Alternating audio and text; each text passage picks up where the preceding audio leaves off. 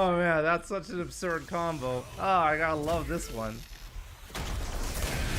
Imagine you land that in a real match. It's actually not that. I mean, the only unlikely scenario that is in this is having the Denshin charge, but you don't really have to go for that. You know, you can just do end in. Ah, this is just too good. No, this is cool.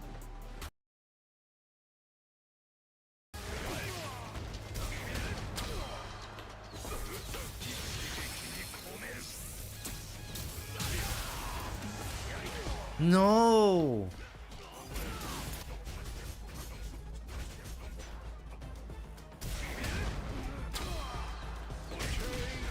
I really fucked it up. But hey, I got the stun twice.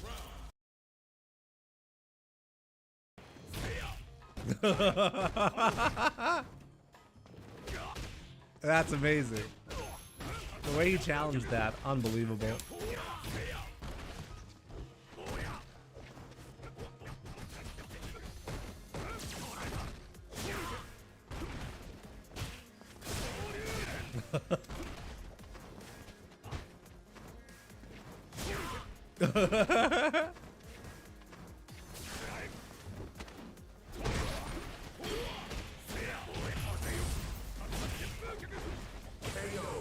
Oh my god, what? I can't believe what's going on. Oh, what?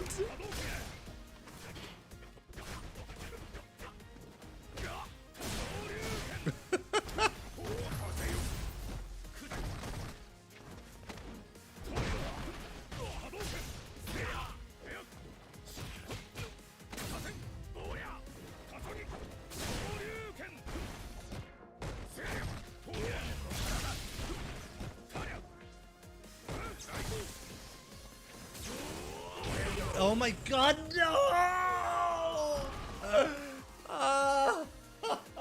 You lose.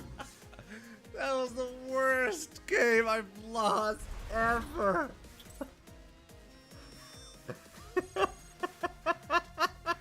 What just happened? Oh my god, what just happened?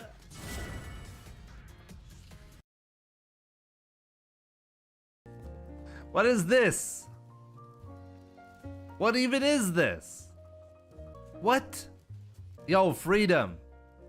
Freedom, why are you doing this to me? There's only one response for this, right? Definitely gotta uppercut this shit. There we go. And then spinning bird kick as well. Like this shit is cursed, okay?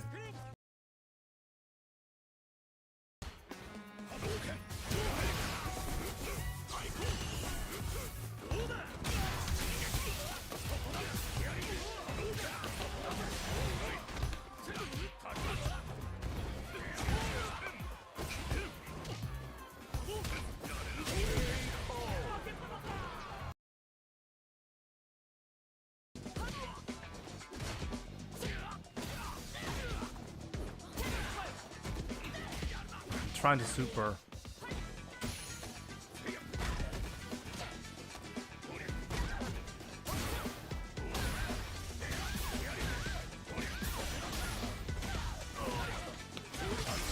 Oh my god, I can't believe something similar happened like twice in this match.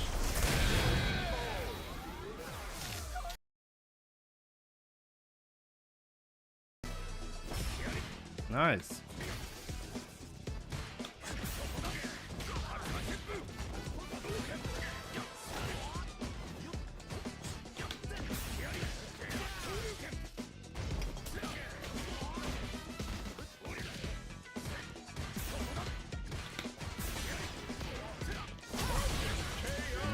Pure harassment.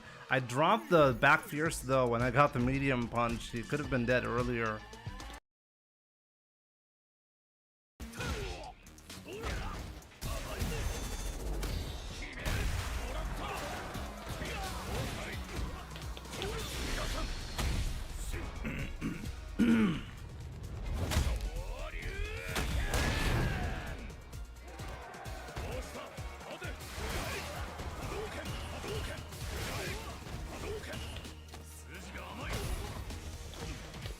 There we go. Oh my god.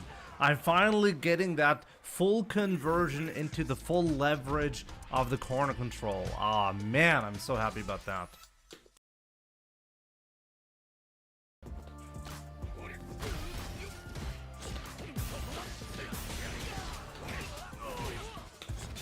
Oh my god. Did I just lose the match because of that?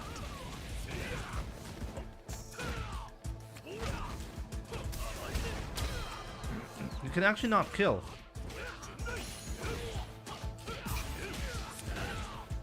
So he goes.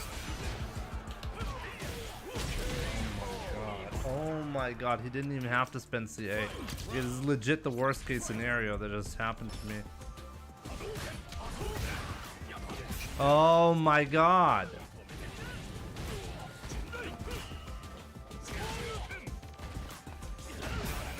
Yeah. The worst case happened.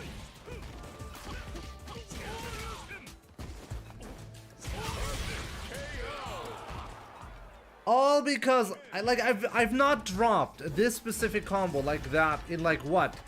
3 months? Oh my god.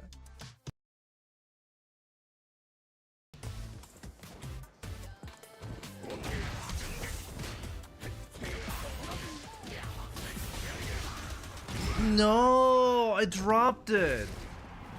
Oh no. Am I gonna survive that? Come on, it's only 1 CA. Ah. No. No, you don't survive that. Shinakuma. Let's see how hard he's gonna kick my ass. Because I forgot how difficult this one is. We're gonna play the fireball game against him. Of course he gets free double fireballs in the air. I should not be challenging with fireballs, right? Oh, we got a knockdown. Let's go. Oh, he's called the true Kuma. Do you see how fast this is? Wow, I can react to it, even though I'm almost full screen away. Oh my god, okay. I should not be playing the fireball game against this. Okay, that's bad. Okay. So, yeah, plus, right? Okay, we got the jump in. Gonna grab him here. Of course you can just jump out of it like that. Okay, again, okay, we're just gonna jump in until we win. He has full invincibility on that teleport. It's unbelievable. Still alive. Still alive.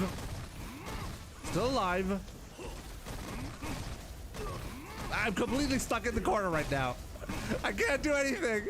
What do I even do? I swear to God, he's gonna time me out like that. Oh my god, did you just see the grab range? What am I even supposed to do there? He can't, like, I was locked in the corner. Oh man.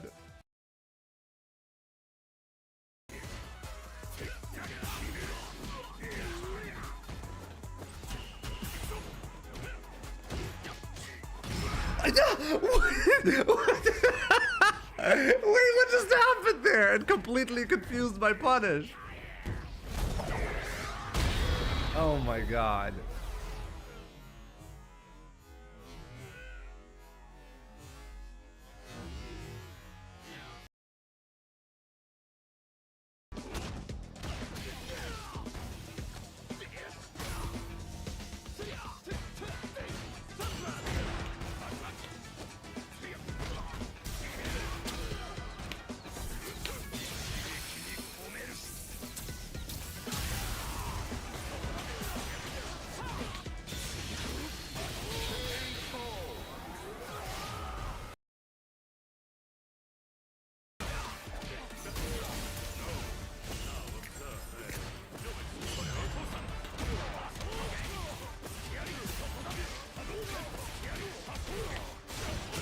Oh my god, that was optimal.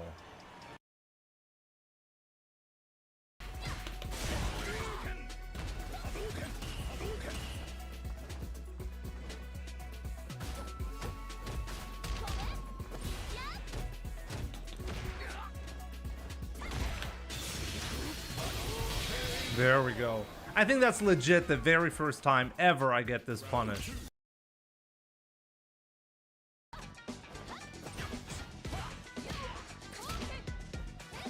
You can't get clipped now.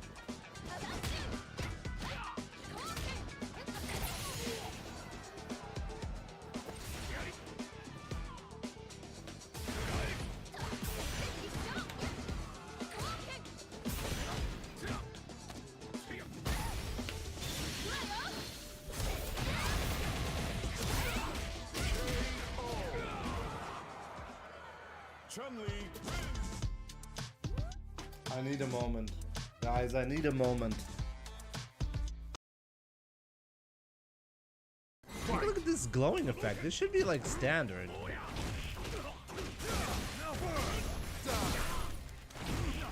Oh my god, what the fuck? What the? He knew I was gonna do that.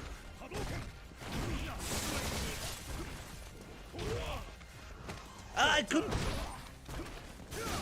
Hey, what the?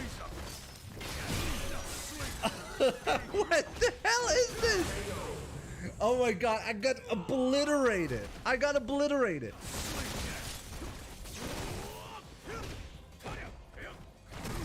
Invincible backdash. Obviously, he's got that as well.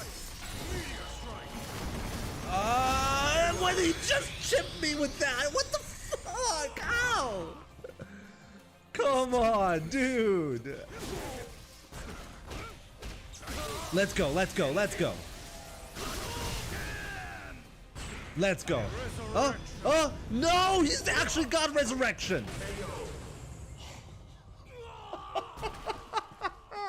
Fuck my life. You lose. God damn it.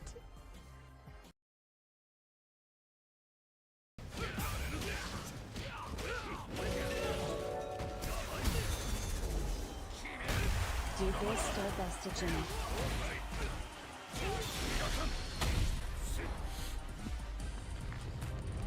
That's the first time I land that. That's a really important one.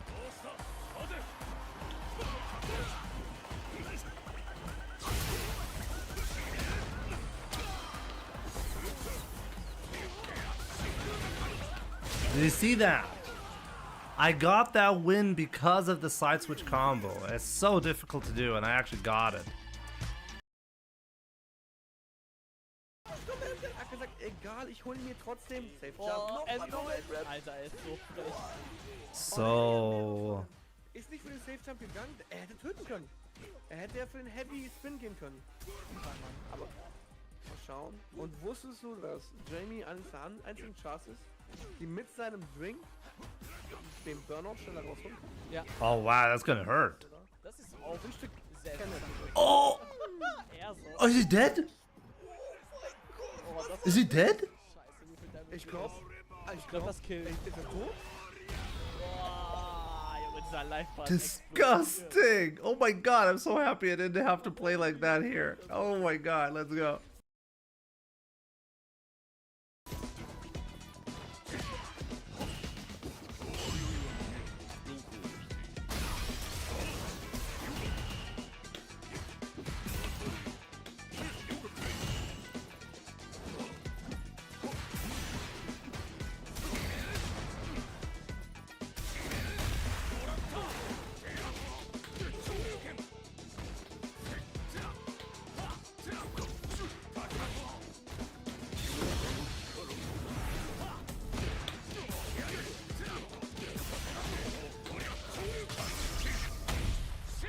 You see, like, he has a habit of holding it, which means I have to start punishing like that.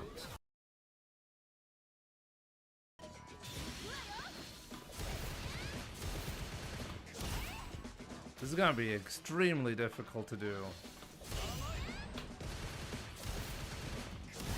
You can go for the full thing, by the way.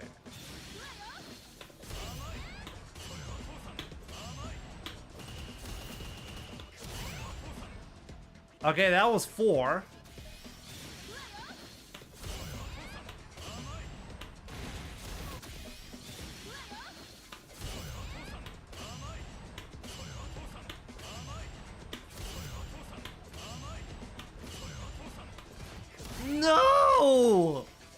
7. I got 7 again. Ah, God.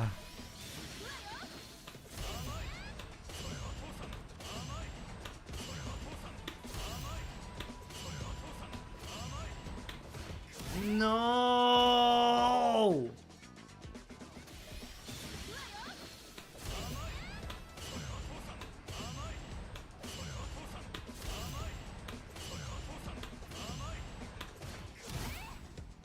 I swear to God, number 8 is faster than the rest. Maybe I'm going crazy, but I feel like the number 8 is faster than the rest.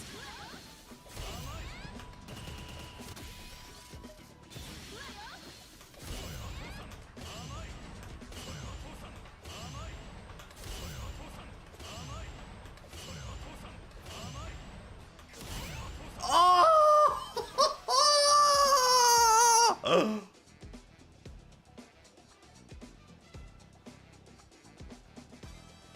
Oh my God, I got the full thing. And I told you guys, hit number 8 trolls you because it's actually way faster than the rest. Holy shit. This is difficult, Jesus. How long did that take me? That took me like, what, 2 hours to get once? What's up, guys? Welcome to the stream. Late stream and short stream today, but important stream nonetheless. We're going to be analyzing Paladin's CPT run from yesterday. I really hope you're going to be ready for that. I really hope you're looking forward to learning a lot. There's quite a lot to talk about, and I want to take the time today to do Paladin justice, since he performed incredibly well, and I need to copy a lot of what he did. But before that, we're going to be grinding ranked as usual. Let people get in here, and then we'll see how it goes. Red the Dawn X, good to see you on Twitch. Prezugita, Ryu Master, Zen12, what's up, my man? Gamer Zero, Marcus Polar, what's up? Yeed, good to see you on YouTube. As I said, I'm going to comment on Punk's tweet in a bit. I have some thoughts to share about it for sure, and I have seen the tweet beforehand as well. It's quite interesting. So let's talk about it in a bit, okay? Monkio, good to see you, and thank you so much for the 19 months. My man, I really appreciate your continuous support. I really hope you're doing great. Unihorn, how's it going? Ash Crow, good to see you. By the way, Ash Crow, do not listen to the people in my chat. Don't play JP. Don't play JP. In fact, like, maybe we should start with that today. If you're a beginner of Street Fighter, then honestly the game does a good job getting you into the right direction. Unless you have, like, for some reason have like a specific, like, you like a character for a very specific reason, check the ease of use statistic in the bottom left, okay? If it says hard, just don't try. So who are the hard characters? Preferably, if you want easy results, pick easy, okay? But the hard characters include Jury, for example, JP. You're gonna have Dawson and Zangief, and also Chun-Li, and the 2 DLC characters as well, Rashid and Aki. So, if possible, skip those. It's not completely necessary to skip them, but expect worse results early on for sure.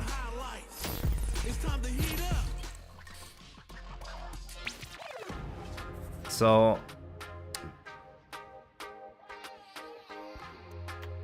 Maddie and Winky MG, good to see you on YouTube as well.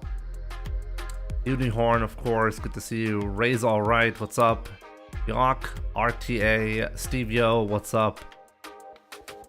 We have Shanty, What's up on YouTube? Bab07, how's it going? Terry Hedge, Gamer Zero, Darcer, FGC, AZ Young, what's up, my man? Good to see you. Jordex, good to see you. Hello, Jimmy. Excuse me, please, but can you show me where's the trial list in Street Fighter? Sure.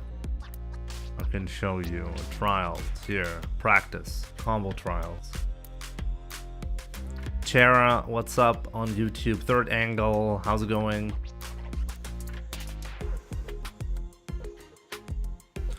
We have OABC, Ross 1780. Good to see you.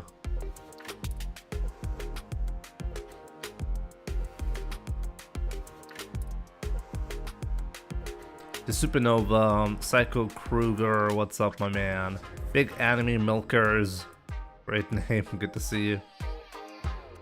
Geef isn't that mechanically hard. The grapplers usually have a harder time in neutral. Yeah, like, it's not hard. Like, it doesn't mean that you're gonna have a hard time performing combos or anything like that. The label hard means that you're gonna have a hard time winning. That's what it means. How we doing today? Actually, I'm kind of struggling with my eye today. I think I'm getting sick, and because of that, my eye is like tearing up all the time. But I think it's getting better, so this is why this is actually the main reason why I'm late to the stream. But yeah, I'm just hopeful I can get. Oh, so he is low tier. Who is low tier?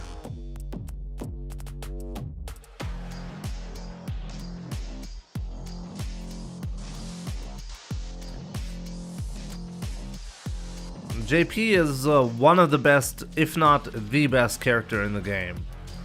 But that doesn't mean that applies. Like a tier list, just so you understand like some basics. When people talk about the tier list, they talk about character strength for competitive players, okay? So if you go at a tournament and you pick a specific character, what is the character that is most likely gonna lead you to come out on top? A requirement for that to even be a possibility is that you're a competitive player, okay? So you need to already be top level. So if you're not top level, just ignore any tier list that you've ever seen, okay? You could make a beginner's tier list. By the way, the training mode shows you a beginner's tier list. A tier list only has meaning in a context. Usually, this is why I say this, usually a tier list is supposed to show character strength for competitive level play, for tournament level play. A character that is terrible for beginners can be the best character in the game for competitive play, and vice versa, by the way. So this is a tier list, by the way. Like, Capcom is giving you a tier list for beginners. For beginners, JP is low tier, and so is Jury, and so is Zangief and Dalsim, and Aki and Rashid. They're all low tier. According to the own game's definition, the top tier character is Lily and Marisa. And who else is easy? Actually, who else is easy? Are these the only two who are labeled easy? I'm confused about Honda being labeled normal, by the way. I would have expected Honda to be easy.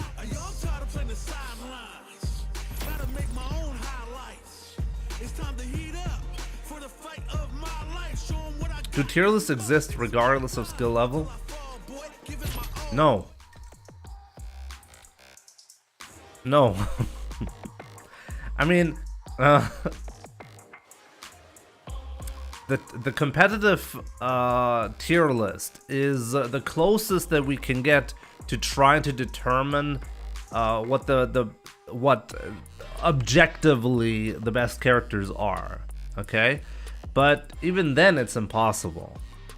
It's not an objective tier list. There is no such thing as an objective tier list because, well, fighting games are complicated. And technically, the tier list that you see for competitive level play, they are attempting to give you a hint at what does a character do, or like how good is a character without the character being controlled by any specific player.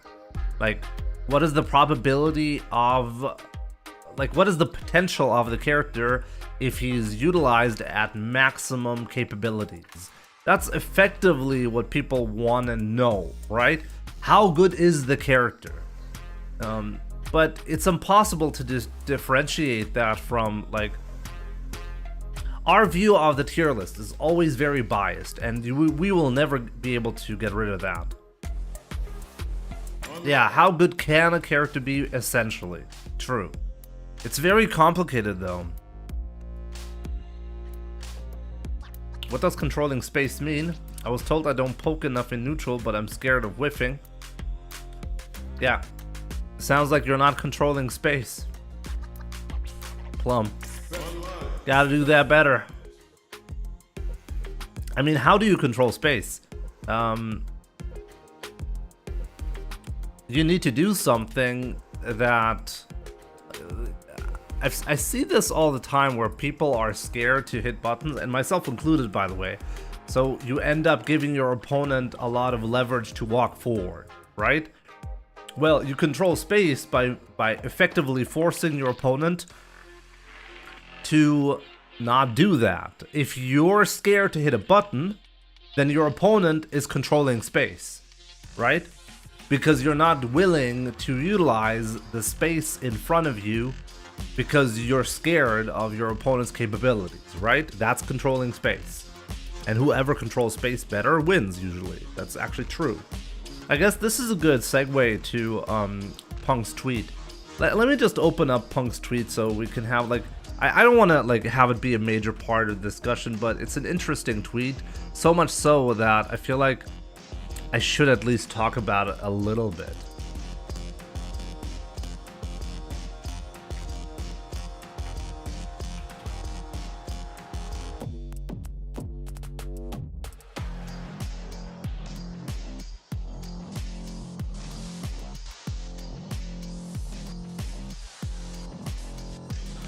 Why can I not find Punk on Twitter?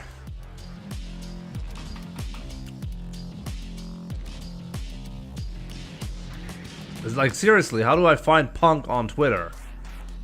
I follow him and everything and I can't find him. Oh, there we go. I found him.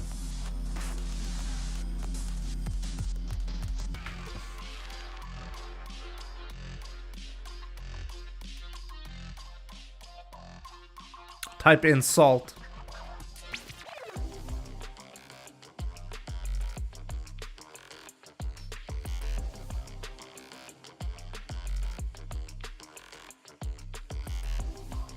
Okay, let's briefly talk about this, okay? So this is an interesting tweet by Punk. I even bookmarked it, you can see that? I already had plans to talk about it. Anyways, so this tweet, I feel like it's almost 100% salt, okay? Punk has had a habit of being salty about losses for a very long time, right? And I'm not sure if he's just getting gradually worse or not. I'm not quite sure. So the tweet is, I mean, you guys can read, but I feel like Tekken has to be the last fighting game where being better than someone actually matters anymore. Okay, that's interesting. Every other fighting game is just about getting your opponent in a guessing situation and possibly winning off of it no matter the skill difference. I find this, like, quite, like, I really want to be honest with you, quite ignorant, okay? I think a lot of people fundamentally misunderstand what fighting games are and what, like, how they function on a fundamental level. Your whole job in a fighting game is to get your opponent in a situation where you have the advantage. And Street Fighter in particular, by the way, has been designed around this very specifically. The knockdown scenario is a guessing game in Street Fighter. It has always been like that. And it's a guessing game that is in favor of the player standing, right? And this has been always the case. Like Street Fighter 4 was actually the worst case when it comes to that. If you got the knockdown, so like, where is the skill in Street Fighter? Okay, what part of the game is actually skillful? Where do you have skill? You have skill the moment you get in, like, guessing in a knockdown scenario. Like, that's not where you see the skill shine. Okay, that's not usually where the skill shines. The skill is there, like how you put the opponent in a position to even be at a disadvantage or advantage in terms of a guessing situation. Broski, thank you so much for the raid. I really appreciate that. Welcome everyone. We're talking about Punk's interesting tweet right now. The YouTube Short King, SSJ, good to see you. Snickers, what's up? Ray's alright. How's it going? Cheeto Taxes, what's up? Good to see all of you guys. So yeah, as I said, like, I don't want to make this into like a big discussion or anything like that, but Street Fighter in particular as a fighting game has always worked like this. And honestly, most fighting games work like this. Usually, you start in a neutral position, and then whoever has the better skill gets the knockdown, okay? Like, you're trying to get something, a situation going on, where you punish your opponent for a play, and then you have the advantage all of a sudden. This is classic Street Fighter game, and this is what people celebrate as footsies usually. Remember footsies? When do people scream footsies? Well, when somebody walks into the range of someone, then walks outside of it, the player whiffs a button and gets whiff punished by something. This is where people would scream footsies, and that's the skillful part of Street Fighter. Then you get the knockdown scenario, right? The knockdown scenario will put your opponent in a spot where he's at a disadvantage. It's very simple, actually. Like, that's simple. That's every Street Fighter game simplified to the core. Street Fighter 4 works like that, Street Fighter 5 works like that, Street Fighter 6 works like that. So, I'm quite fascinated that this is criticizing the core aspect of Street Fighter. It really makes me think, okay, if Tekken is the last, like, seriously, like, why not just then play Tekken? I don't understand this, you know? If Punk is seriously saying, okay, Street Fighter does not have the skill that Tekken has, well, and he feels robbed effectively by Street Fighter, then why is he not playing Tekken?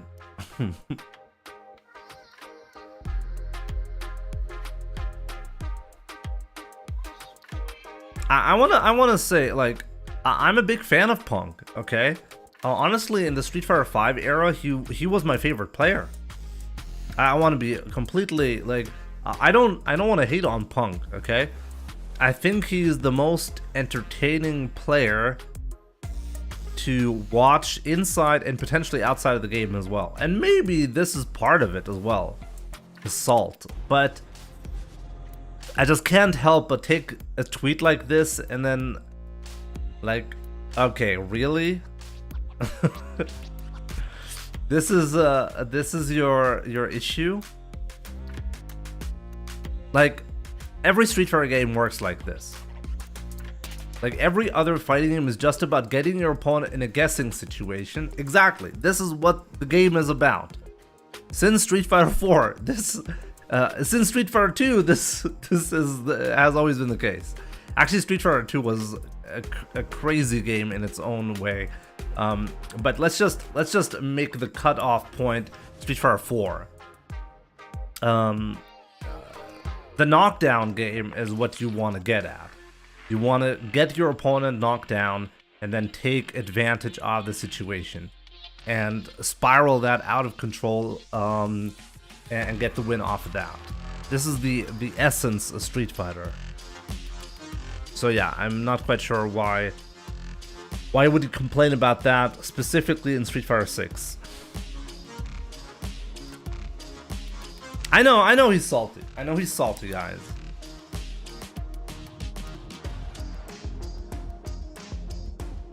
I know. Anyways, let's play some games. You guys want to see some gameplay, right?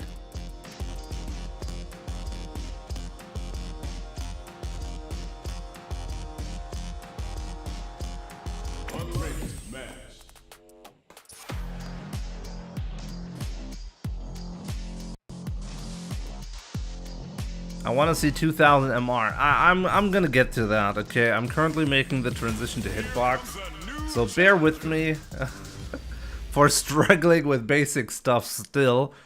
But I'll get there soon, promised. You'll be more salty in Tekken.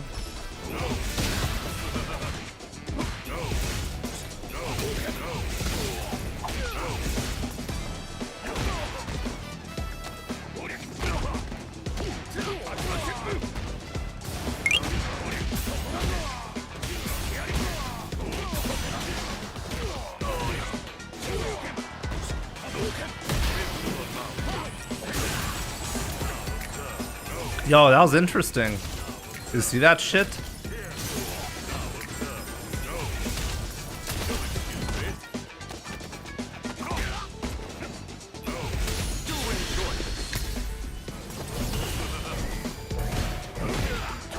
Oh, that was fantastic. I should have just taken the throw, right? My bad. Yo, Isaac, thank you so much for your support on TikTok. How's it going?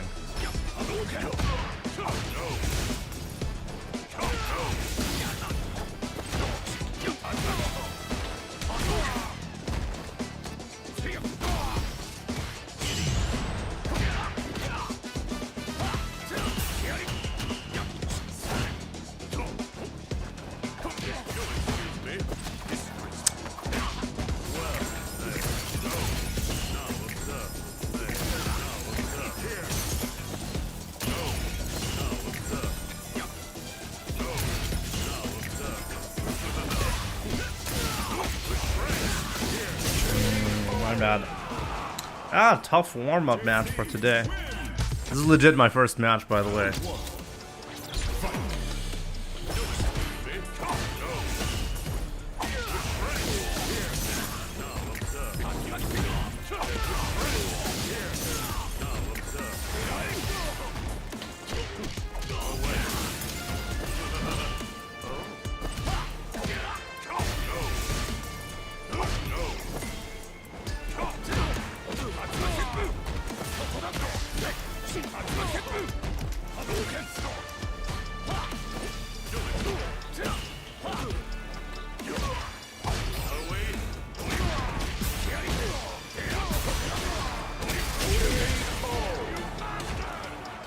You bastard!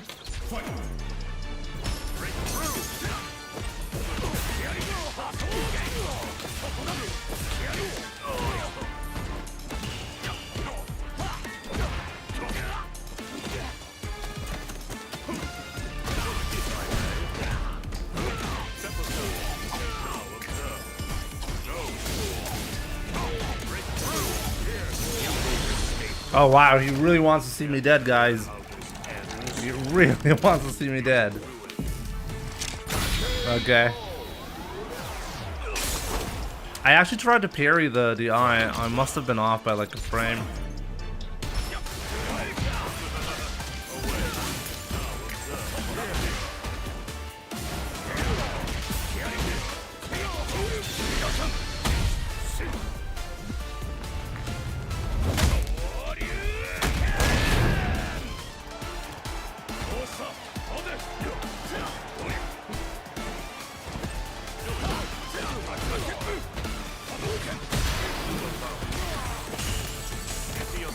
That's actually okay. There's nothing you can do here, my man. What are you gonna do? You're about to get chipped? What you gonna do?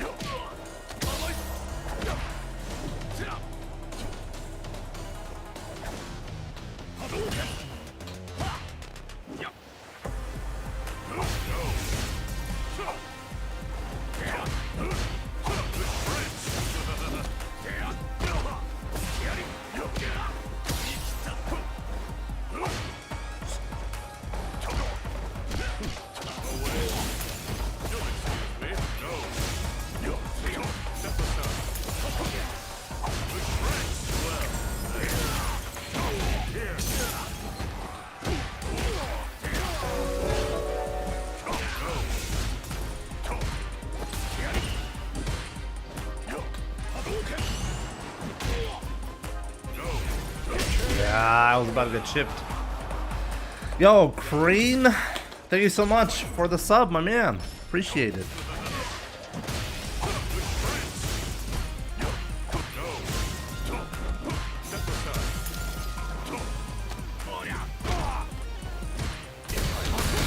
Oh no! I tried to level 3, but I didn't quite have it.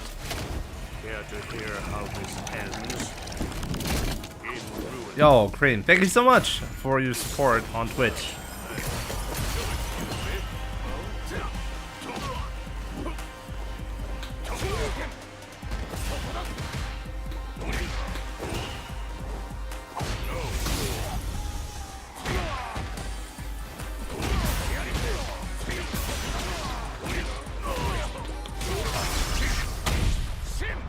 I had to kill him, unfortunately. I had to spend the bar. How do you guys still play good when not care about losing? I just lose all the right to even win when I don't care. Yeah, like you should definitely care.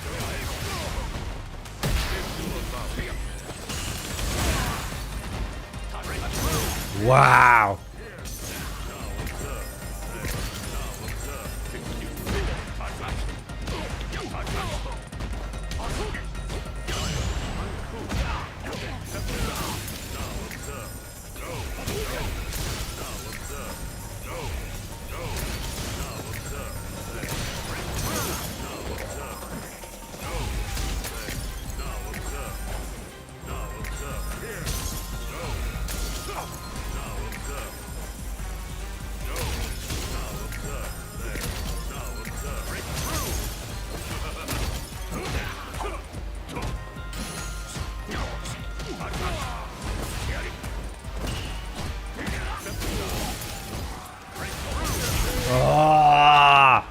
Oh, how annoying was that?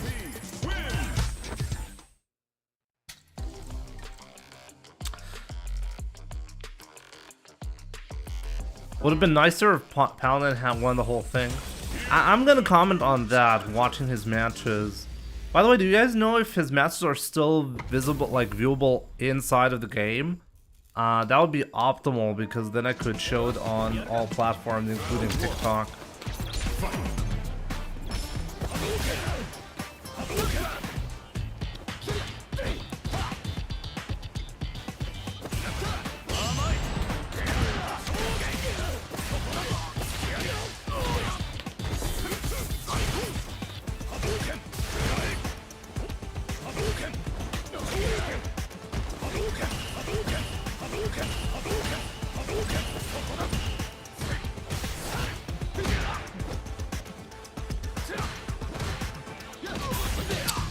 Really try to make that one whiff, my bad. Not a big deal though, still a...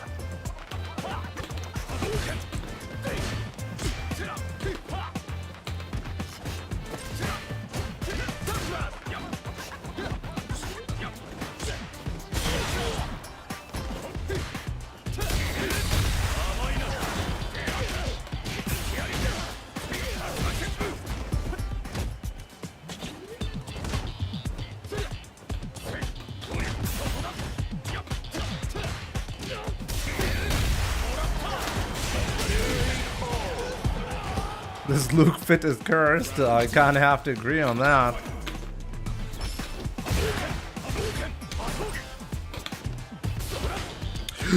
What?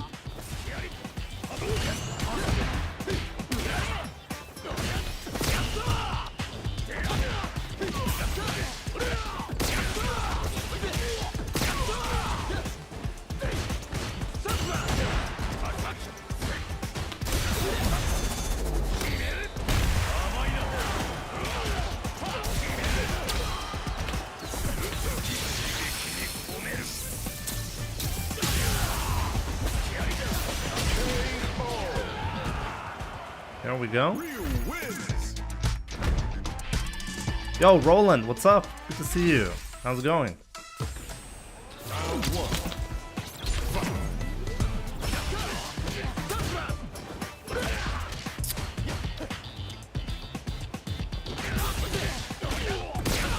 Always tough to deal with that.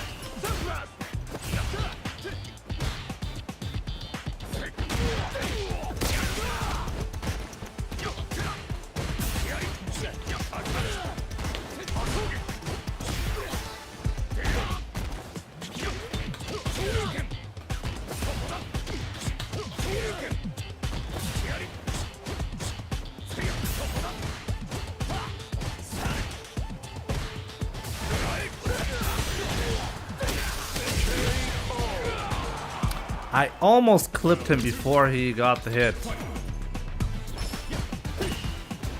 feel like my offense is already really good in Street Fighter 6, but my defense is lacking.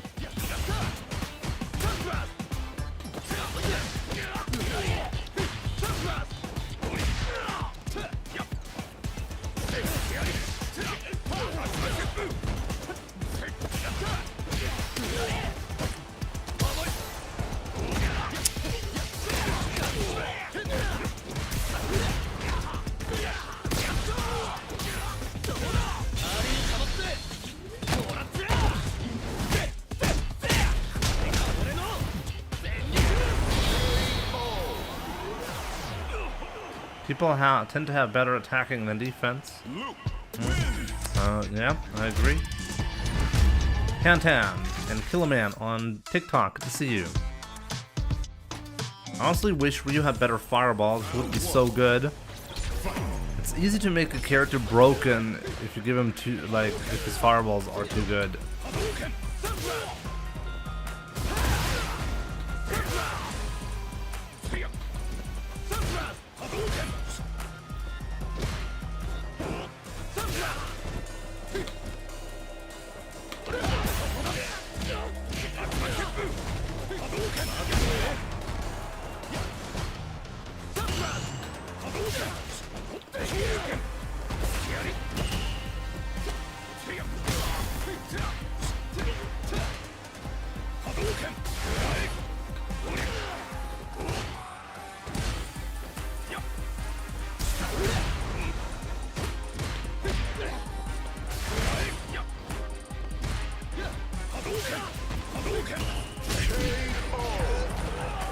If I don't do anything, I just win.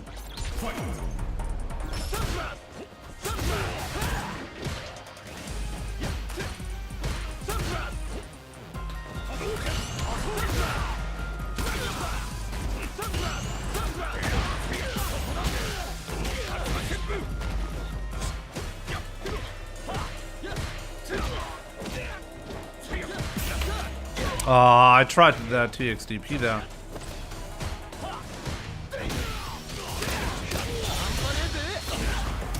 Is that worth it? I don't think that was worth it.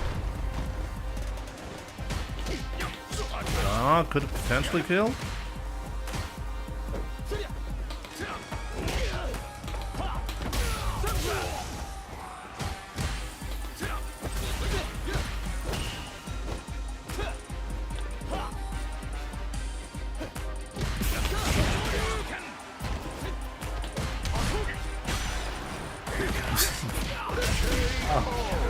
Okay. Yeah. See, like, my anti-airs are still bad on hitbox. They really, really gotta do better.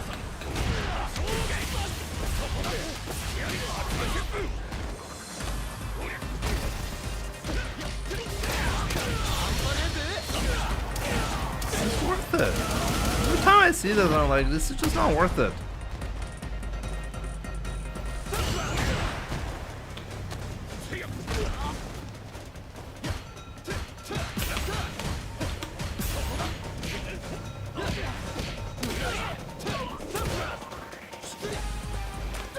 No! I tried to be fancy here.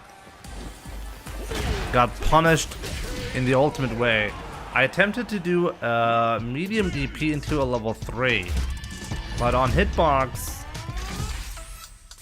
it still requires me to stand up. Maybe I should really practice the crouching version of that.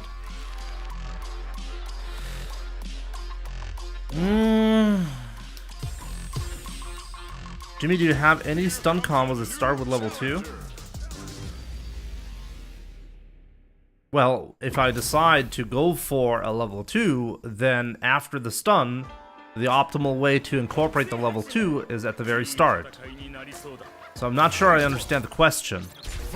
Do I have any stun combo that starts with level 2? Yeah, all of them. Like, whenever you can, and you want to spend the bar, you should do it at the start of the stun. That's the optimal way.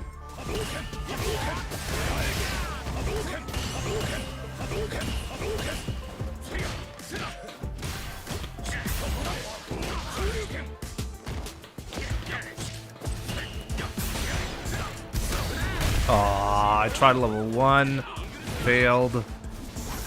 Not a big deal though. Give him the stun.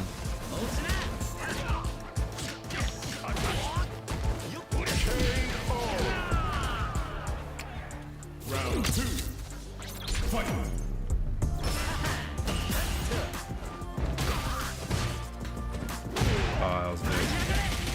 Nice whiff punish.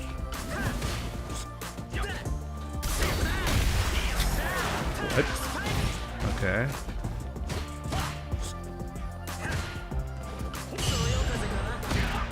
Okay.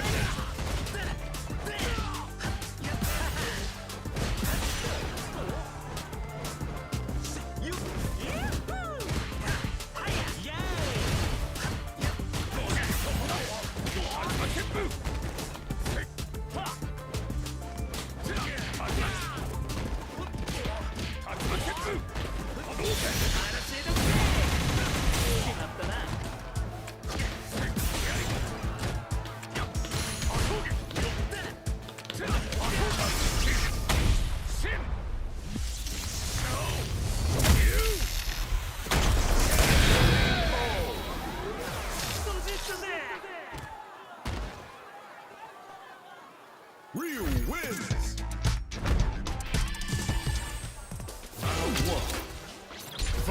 Did anyone catch the banana can knuckle do match? Yeah, I saw it. He's gonna drive impact. He's gonna drive impact in neutral. He's gonna do that again. You'll see.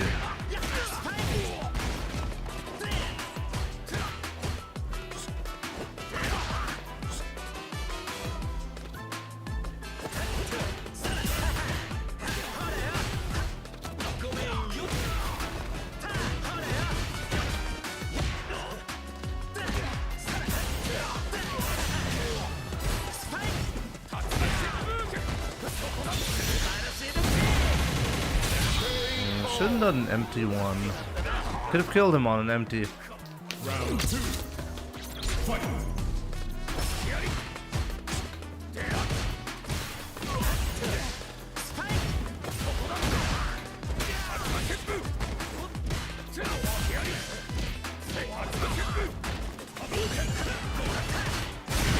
Wow, that was actually good. This guy really knows what he's doing. I like that.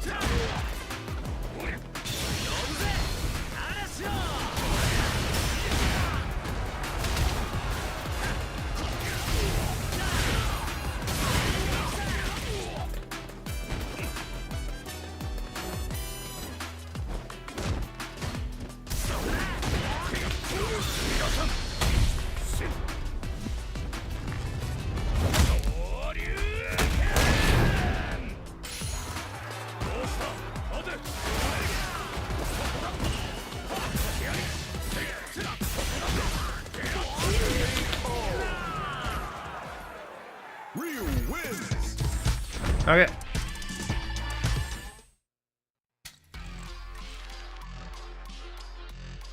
In my opinion, the maps should be bigger. Corner carry flat out needs to be nerfed.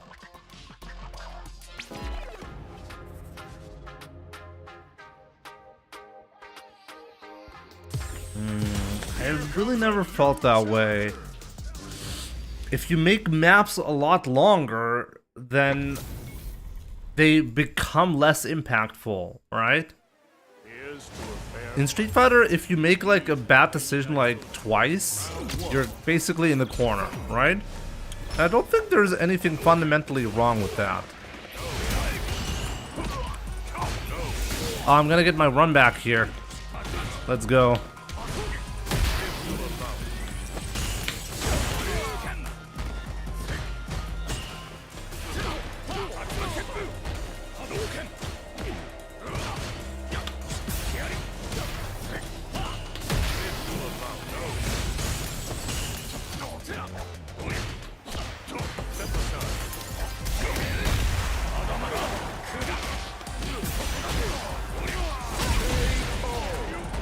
Yo, Big Joe, what's up?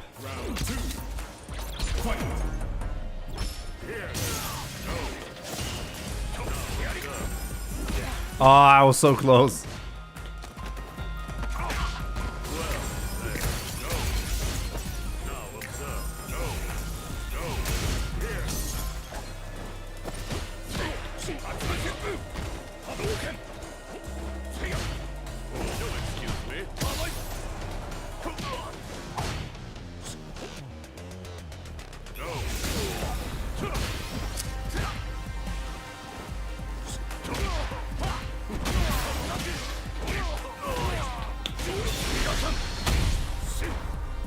You bastard!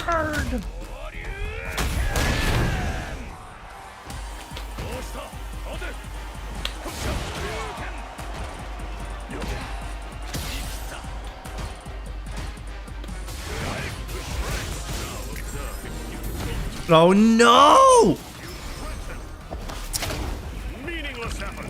Ah man, I really needed to anti-air that. Oh, I'm still not dead. Never mind. Was there anything I could have done there? Maybe Tatsu.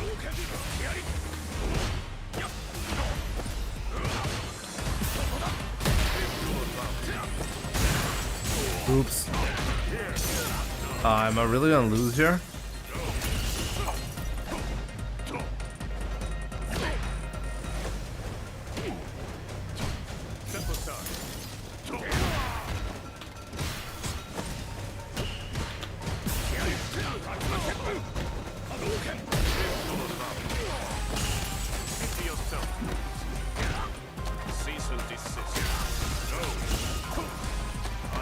That was punish counter. Oh my god, I'm dead. There was nothing I could have done. He could have chipped me there. Ah, man. That was brutal. I gotta say that was brutal.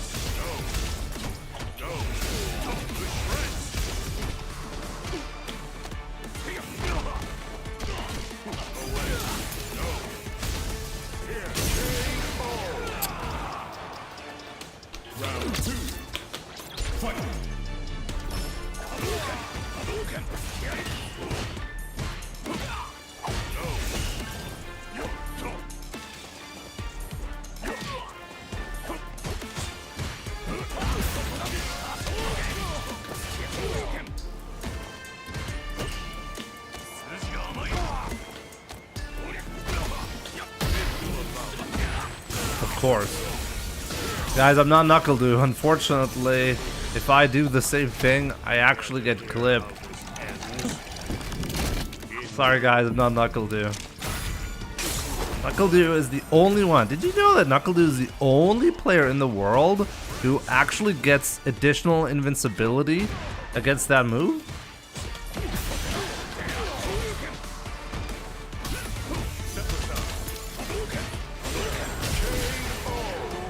They programmed it, like the moment Knuckle-Doo plays, like throw actually beats the amnesia.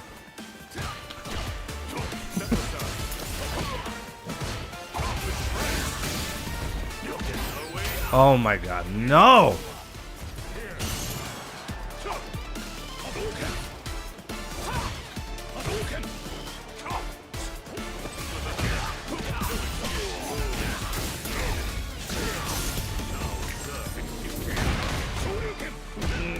Okay, that was a brutal whiff.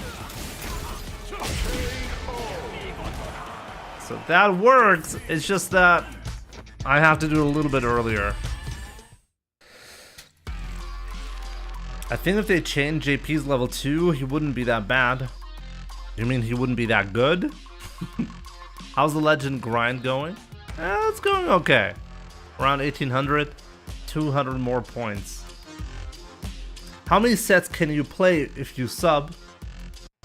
1 set per subscription, per month. Like, as far as I'm aware, honestly, I'm not sure how it works on TikTok, but as far as I'm aware, on TikTok, monthly you'll get billed, right? So once per subscription.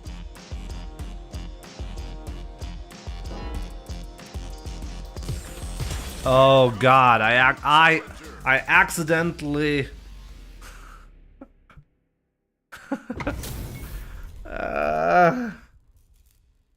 the Wi-Fi Honda, let's go. Let's go, Wi-Fi Honda.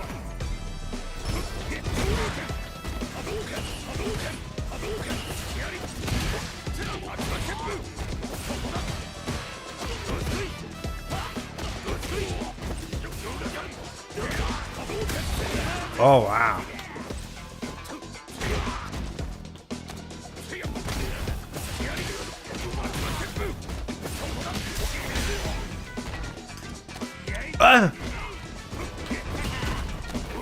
Da-da! Oh my god, I'm still gonna lose here, right?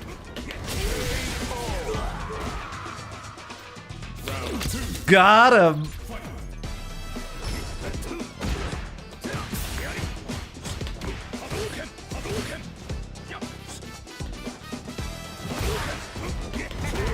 Oh great, awesome.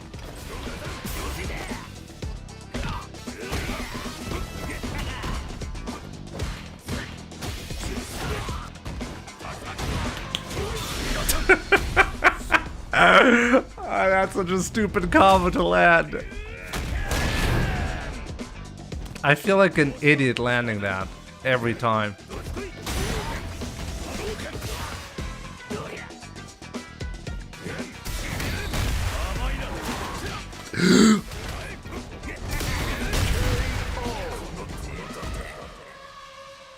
Yeah, great combo, Jimmy. My drive impact combos are optimal. Crouching medium punch into nothing. Ah, that was close. Yeah, great conversion. That's the MDZ Jimmy conversion. Ah, perfect. Perfect punish.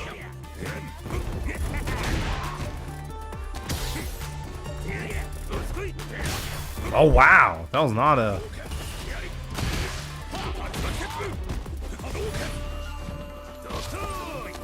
Oh, that was so nice.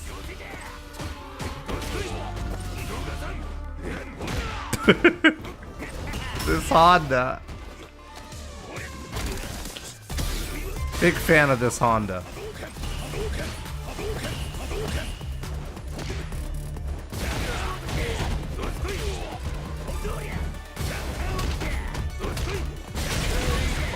I backdash, I was still in range for that.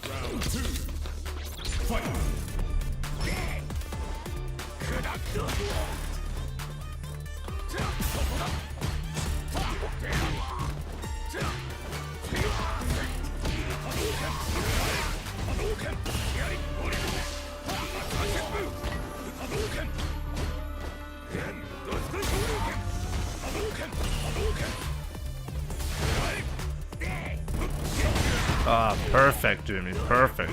That was optimal. That was optimal if you want to lose as hard as possible. Look how optimal I am.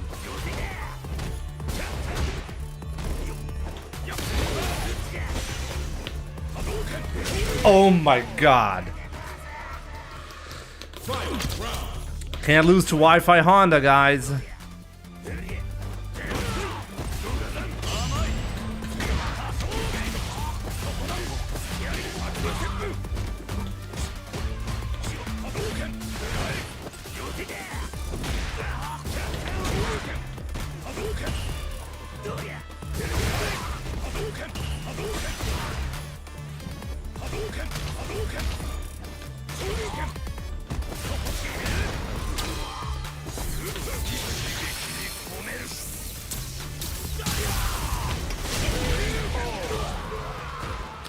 There we go.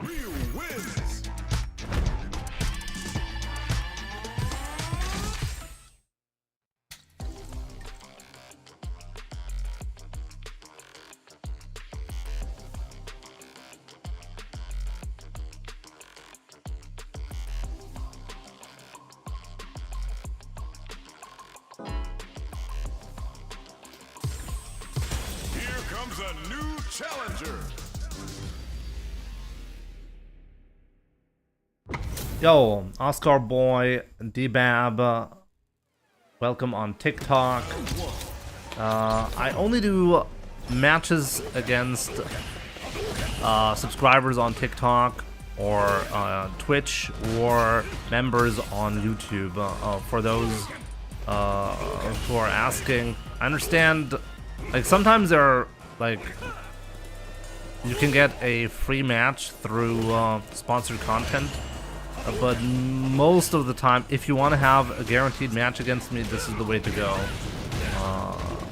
The reason why it has to be like this is because I get too many requests for this, you know? I would be playing viewers all the time and wouldn't be doing anything else unless I, well, have a strategy around that.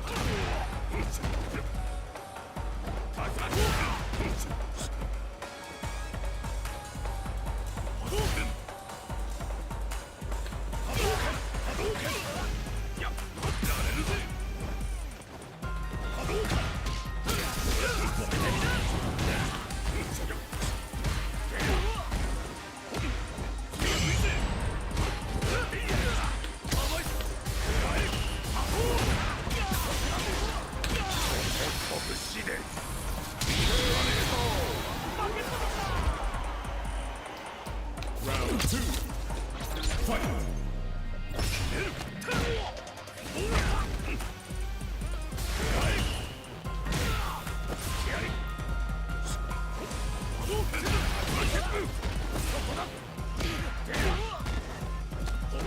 Wake up, back throw.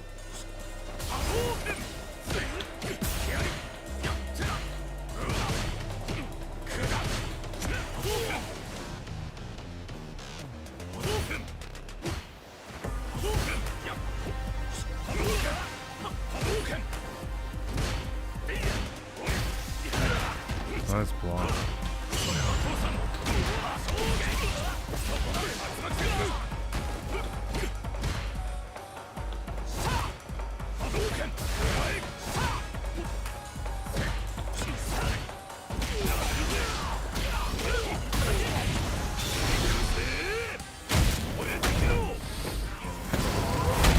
Ever been to France? I live right at the French border, so yes.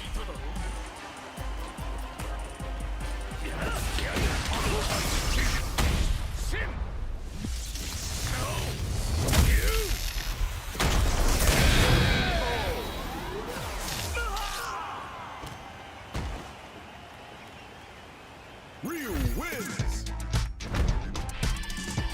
We need to play, Jimmy. As I said, I have to limit it to paying subscribers to like not get overwhelmed with requests. It's also a good way to incentivize it, obviously, as well. But like, I really hope you can understand that. Obviously, feel free to just watch and enjoy the matches. Or if you're in Master Rank in Europe, just queue up in rank when I'm playing. There's obviously a good chance we're going to be playing.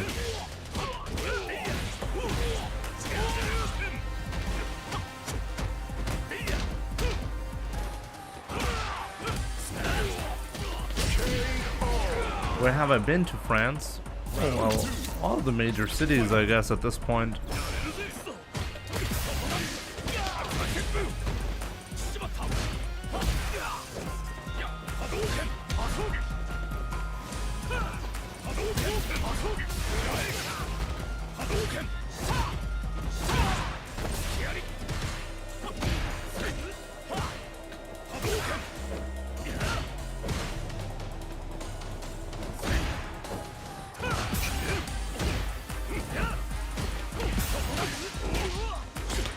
Wow, I couldn't get the dash. My hands are freezing. Wow, I just realized that. No wonder my execution is that bad.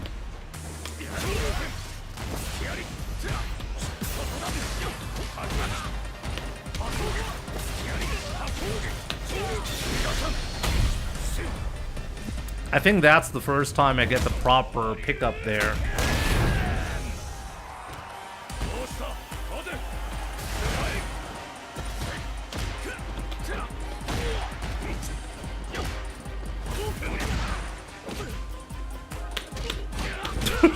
I wanted to be so disrespectful right there.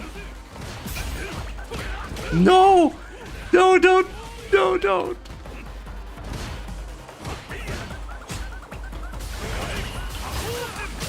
Oh my god, I almost lost.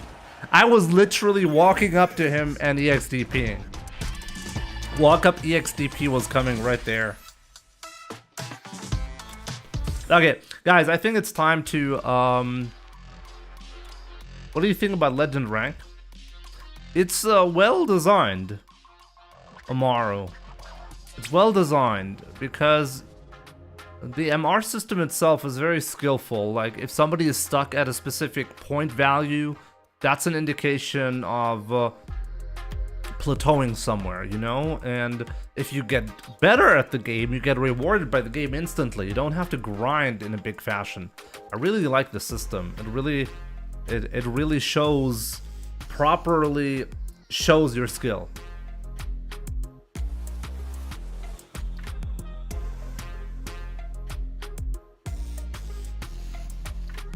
Null Wolke. Willkommen bei TikTok. I'm also a Ryu main and I think you play him really well. Ich danke dir.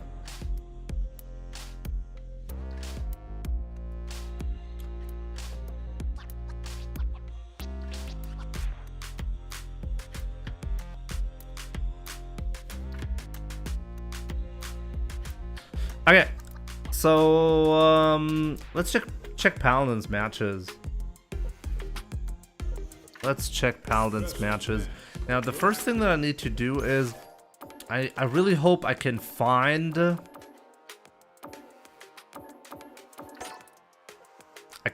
Paladin.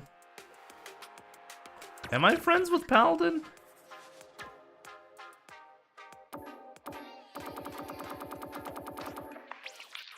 Where can I check my friends list?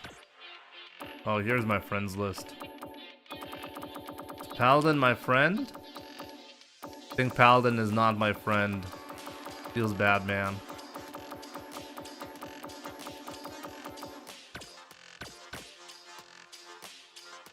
Feels bad, man. He's my mortal enemy. Chaos, good to see you. Let's just search for Paladin. I'm hoping I don't have to show the CPT footage because technically Capcom owns that. I mean, technically Capcom owns everything, but I'm gonna get into trouble, I think, if I...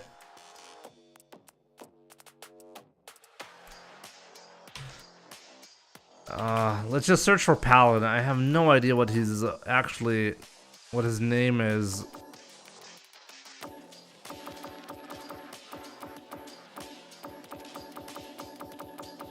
Is it Paladin 850? Jesus Christ, how many Paladins are there?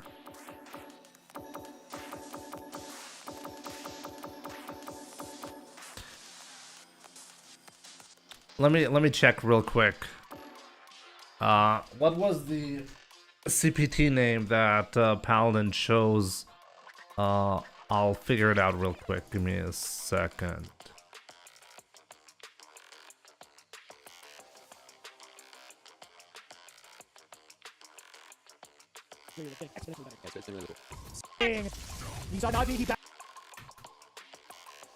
Oh wait, oh no, it's just Paladin. Okay, it's just Paladin. Paladin on PC. Okay.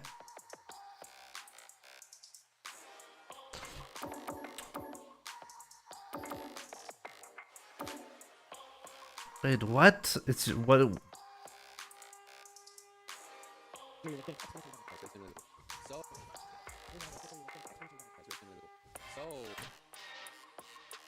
EX Dojo Paladin US PC account, only the first letter capitalized. Okay, we should be able to find him, right?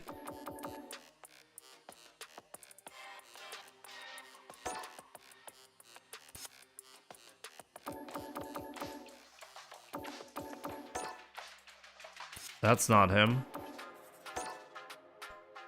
That should be him, right? Send a friend's request. I think he's the first player I actually sent a friend request to. Let's go. I really hope I can find his matches, and I think I do.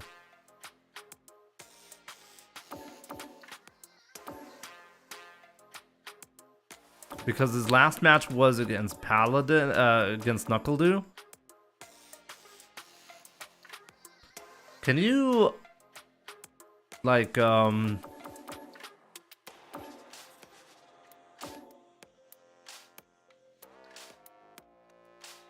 his friends list is full, so it doesn't work. Ah, feels bad, man.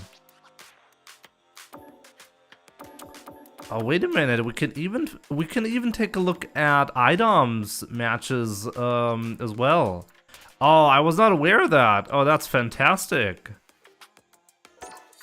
Let's add all of these matches to the replay list, because I was about to say, unfortunately, they didn't show Idom versus Paladin on stream. But it's there, you know? I can't actually take a look at all the match, but you know what? Nah, top 8. Just the top 8. Limit yourself, Jimmy, limit yourself to top 8, okay? So this was a top 8 match.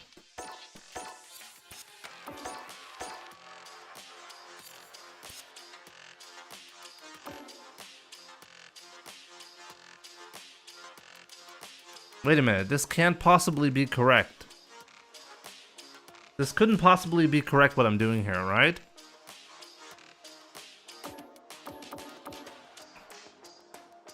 This is ranked. Okay, where do you filter? Where do you filter?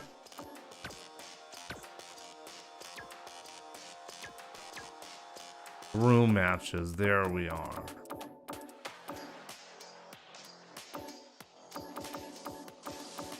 Okay, Idom is here.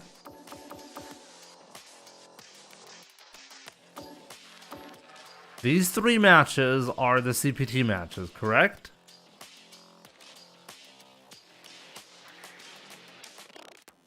Now, I don't want to do Idom, Punk, and Knuckledew. I want to take a look at Paladin, just Paladin.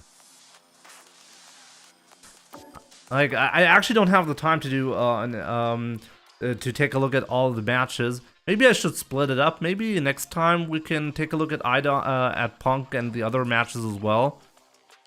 The date is there. Yeah, I understand that, but how do I know which of these matches were CPT?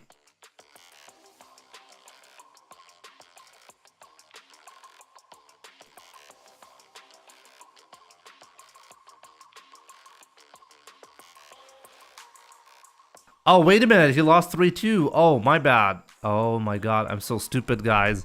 This is obviously correct. Naji was the first match in top 8, right? So that is best of 5. Oh, right. So actually, that makes sense. My bad, guys. I'm tripping. Jimmy tripping as usual. Okay, no, so this is correct. You guys are right. So this is actually top 8. So best 5. Okay. No, okay. Okay, CFN good is Punk.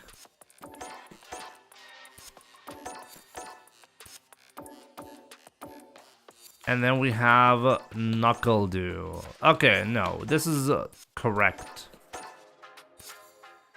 Okay, perfect. Perfect. Now we can take a look.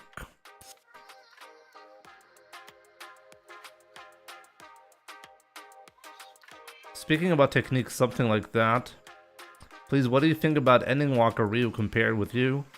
Well, he's really good. Amaro. Ending Walker is at a much higher level at the moment than me. But honestly, he's at a higher level than most people in the world. It's actually kind of crazy. I'm currently lacking in Street Fighter 6. Definitely hurting by the Switch. But I'll get there soon. Now this is a really good question. Is Paladin better than Ending Walker? Now, I think this is a question we will not be able to answer easily. Paladin and Ending Walker, they live in different regions. They have different opponents. And Ending Walker qualified for Capcom Cup, but you could argue Paladin potentially has a more difficult, CPT path. It's hard to say, to be honest. They're both at a crazy level. For sure, the top Ryu players in the world right now. Both of them.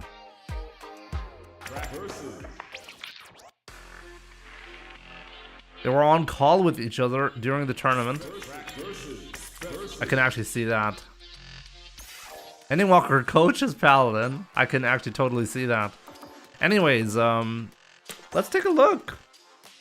Let's take a look. Okay. So fortunately, it saves it in the correct order, it seems. So let's take a look. The cool thing about Paladin's CPT run. Okay, so for those who just tuned in, we're going to be taking a look at Paladin's CPT run. I initially want to just show you the top 8 matches and comment on them. And I'll give you a little bit of insight about the knowledge and skill and setups and everything, because that was phenomenal play. The way Paladin played in the CPT Canada/US premier event was absolutely crazy, and it is really worth taking a look at. And this is a match I have actually not seen yet. Idom versus Paladin was not streamed, so the cool thing about this analysis is we can actually see this match now. And since I've not seen it, I'm not gonna interrupt it a lot, but maybe a couple of times, you know? Just take a look at, let's take a look at this. By the way, this is supposedly a good match for Ryu, but it's very hard to control. So in this match, what I'm expecting is Paladin controlling the ground really well with fireballs, and any get-in options are gonna get denied. But we'll see how it's actually gonna go.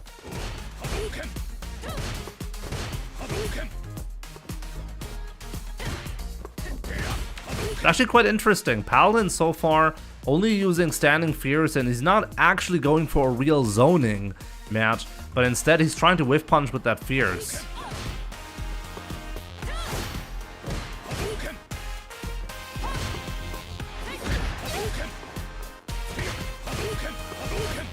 Just this very clean match so far. Like, no nonsense on either side. Couple of fireballs, but not too many, not too many. You don't want to risk getting jumped in on. That was a risky sweep right there, getting absolutely annihilated by Idom.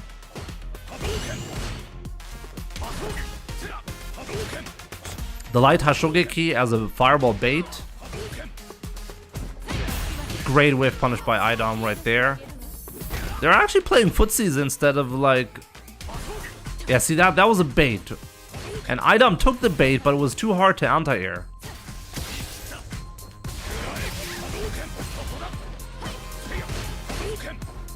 Oh, That was so gutsy. That was so gutsy.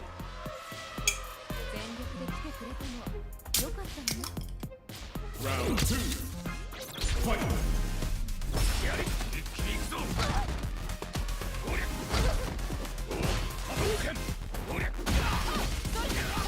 Take a look at this.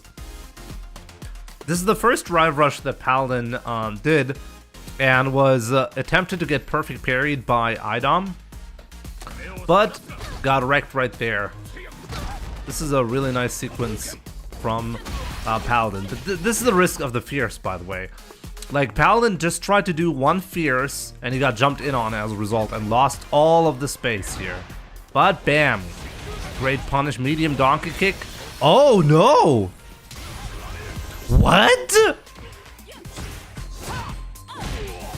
Wait, what? Why did he do that combo? Wait, why would you do that combo there? He's being super greedy right now. This is not necessary at all. I do not agree with this at all. New combo. He spent so much drive gauge on that combo, and he didn't do a lot of damage either. I don't understand why he would do that. I don't think that was good. I mean, it looked cool, but I don't think that was good. Another level 2, charged level 2. By the way, like, just take a look at this, okay? Just so you know, this is actually a charged level 2. Like, pay attention. Paladin actually is not letting go immediately. As long as you charge a little bit. See, he's currently charging.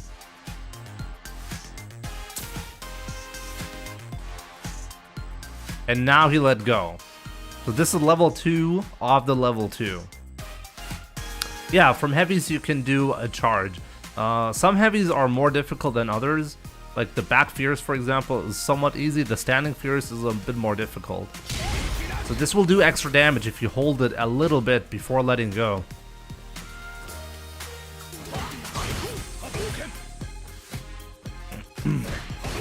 Yeah, that level 2 I understand. Good anti-air right there. Oh, nice. Did you just see that?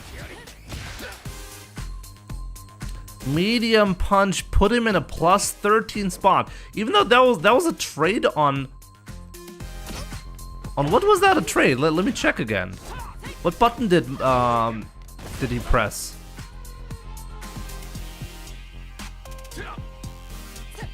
Oh, a light punch. Okay, it was a light. Okay, plus 13. And he was ready to follow up right there. I love that. I'm not so sure about the level 1. This is something that I've noticed Paladin likes to do quite a lot.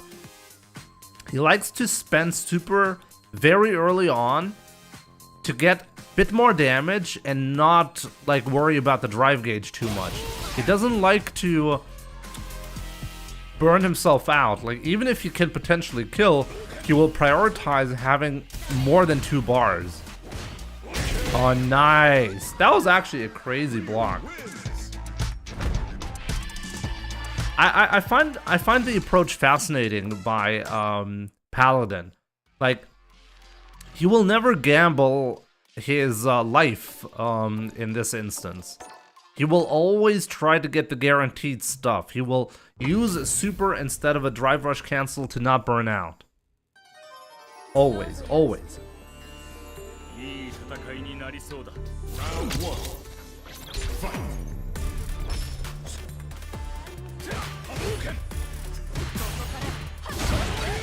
Yeah, so you gotta do the XDP from time to time, just so your opponent respects you for it.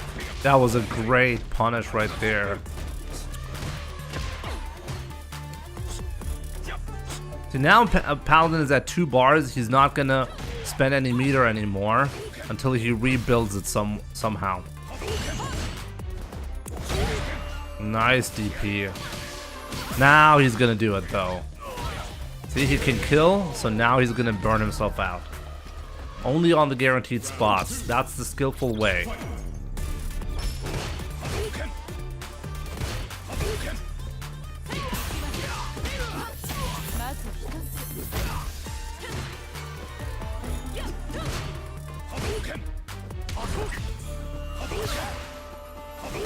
Very controlled. Take a look at that. No major gambles, no nothing. Just trying to control the space with the fears. One gamble, only one gamble. It didn't pay off, and now he's in a bad spot. Good EXDP right there.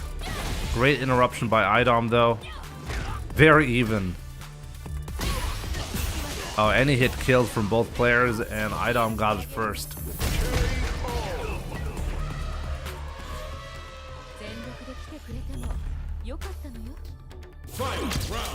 A lot of fierce fireballs, yeah, but like not that many, you know. Like, please, see like how many Paladin's actually throwing? Not many. He's using more normals than fireballs mid-screen. This is actually in stark contrast to how I approach the matchup, and I think I'm making a mistake. I think I need to play it more like Paladin. But now Idom is in control. Like, actually, let's take a look at where was the mistake. Okay, like Paladin, like he got clipped by one medium punch. That's all it took for Idom to take full control of the match. Corner control right here. Like that sequence alone brought him the corner control. It forced the jump in that was anti-aired correctly and put him in a gamble situation. That entire situation was so difficult to avoid. And that's it. Like, you can so easily die from Manon just by like this minor thing. I guess this goes back to what Punk said about the game, right? There are sequences that are genuinely like where you have to ask yourself, should it really be this easy to take control in this game of the neutral? Definitely something to think about for future versions of Street Fighter.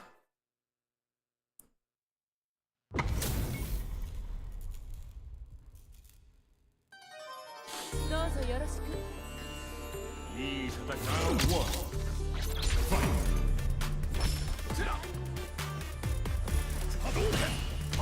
That's still the same, you know, like Paladin is not gonna change up his style because of it. He tried to go in once and he got punished immediately again. Also, pay attention to the amount and the difference of buttons that he's choosing. He's using light kick, he's using standing fears, he's using crouching medium kick. He's also using crouching medium punch as well.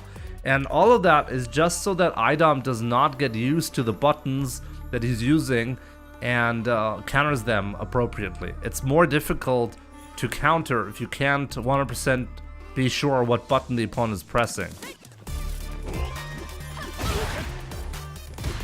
Mix in the fireball from time to time. Great defense by Paladin. Got the knockdown because of those jabs.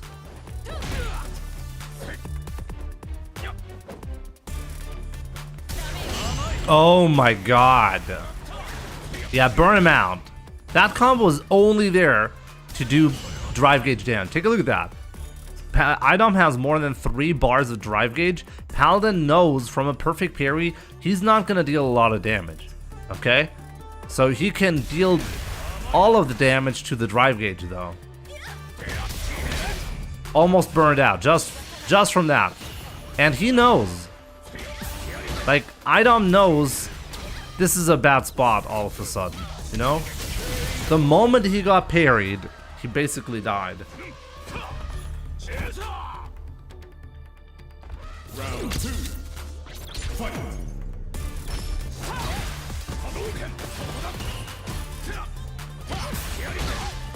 Let's take a look at that. Take a look at this.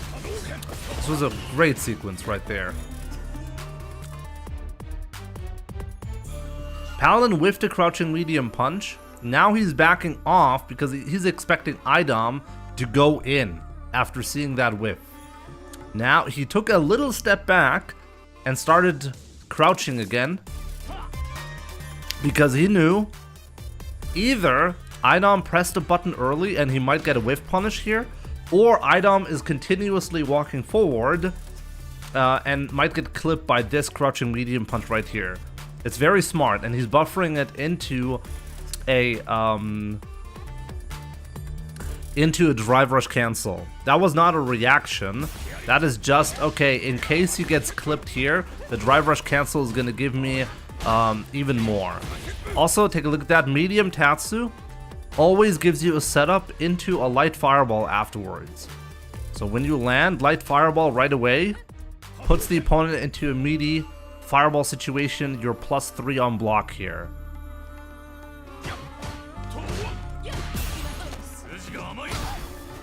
This was actually kind of sad for Idom because he missed time to throw, which and Paladin was just trying to tech the throw, but because Idom mistimed it and did it too early, he actually got back thrown.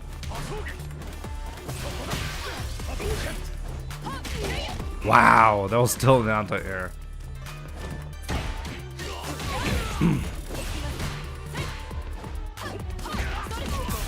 Oh, take a look at that. What was that? Take a look at that. Paladin was trying to do a DP into a level 3 here. Take a look at the input. Did that was supposed to be a light DP. And now take a look at what he does after the light DP. He's doing down, down, forward, forward, heavy kick. Why? Because you want to get the level 3 here. He got a heavy donkey kick instead. Got clipped. Quite interesting. This is still Paladin's advantage. Oh my god. Oh my god, take a look at how early did he react to that. Like, Paladin, just because he did the drive rush cancel accidentally, got an early DP as a reaction, and that's gonna be it. Bam! Very strong right there. Very strong. And that's how he beat Idom.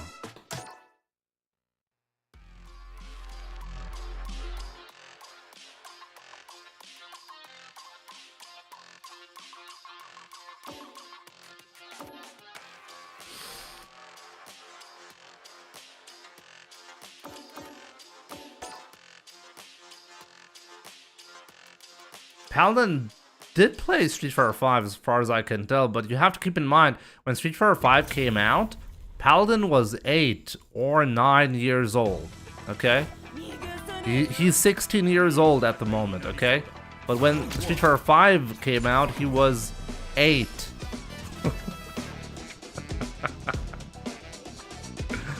I don't know if he was 8, by the way. He was either 8 or 9, okay? Yeah, maybe I should have said that early on. Like, this guy is 16 years old. Okay? Like, you really need to, like, get that in your head. Like, when you're watching this gameplay, this is the gameplay. Like, balls of steel, 16 years old. This guy has a future in the scene, I can tell you that.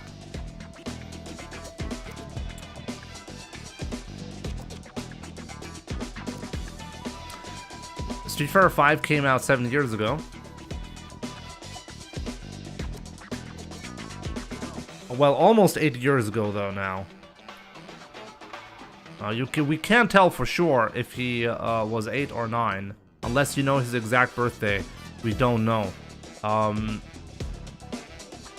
February 2016 is almost 8 years ago. 8 years ago. So, if he's 16 right now, there's a possibility that he was 8 when Street Fighter V came out.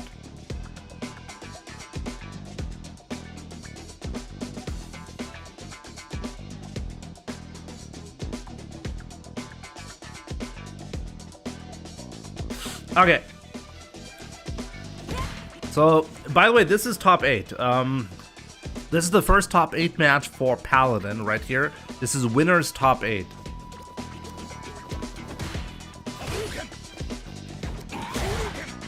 And very controlled is Paladin. I really love how he plays this. Like, but take a look at that. Like, his opponent, the skill level. He whiffed one standing light kick and he got whiff punished hard for it. But still, one gamble. This was such a tight crosscut, by the way. I can't believe he got that. This sweep right here is a sweep that I personally like to do as well. It keeps the opponent from being too greedy in the footsie battle, but if you're wrong, you're gonna get punished like this. But what's really impressive here is Paladin. Paladin's ability to crosscut in such a tight spot right here. This is a difficult crosscut to do. And somehow he got it, you know?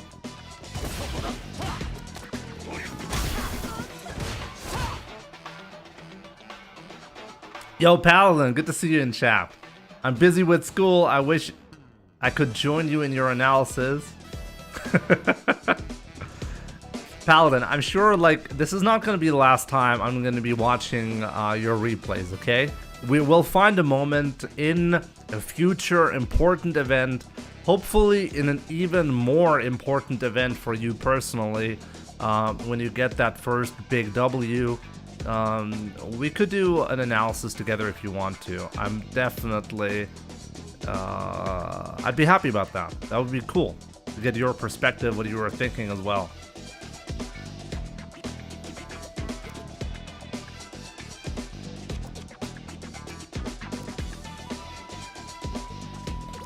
So yeah, let's take a look at that. Tight crosscut right here.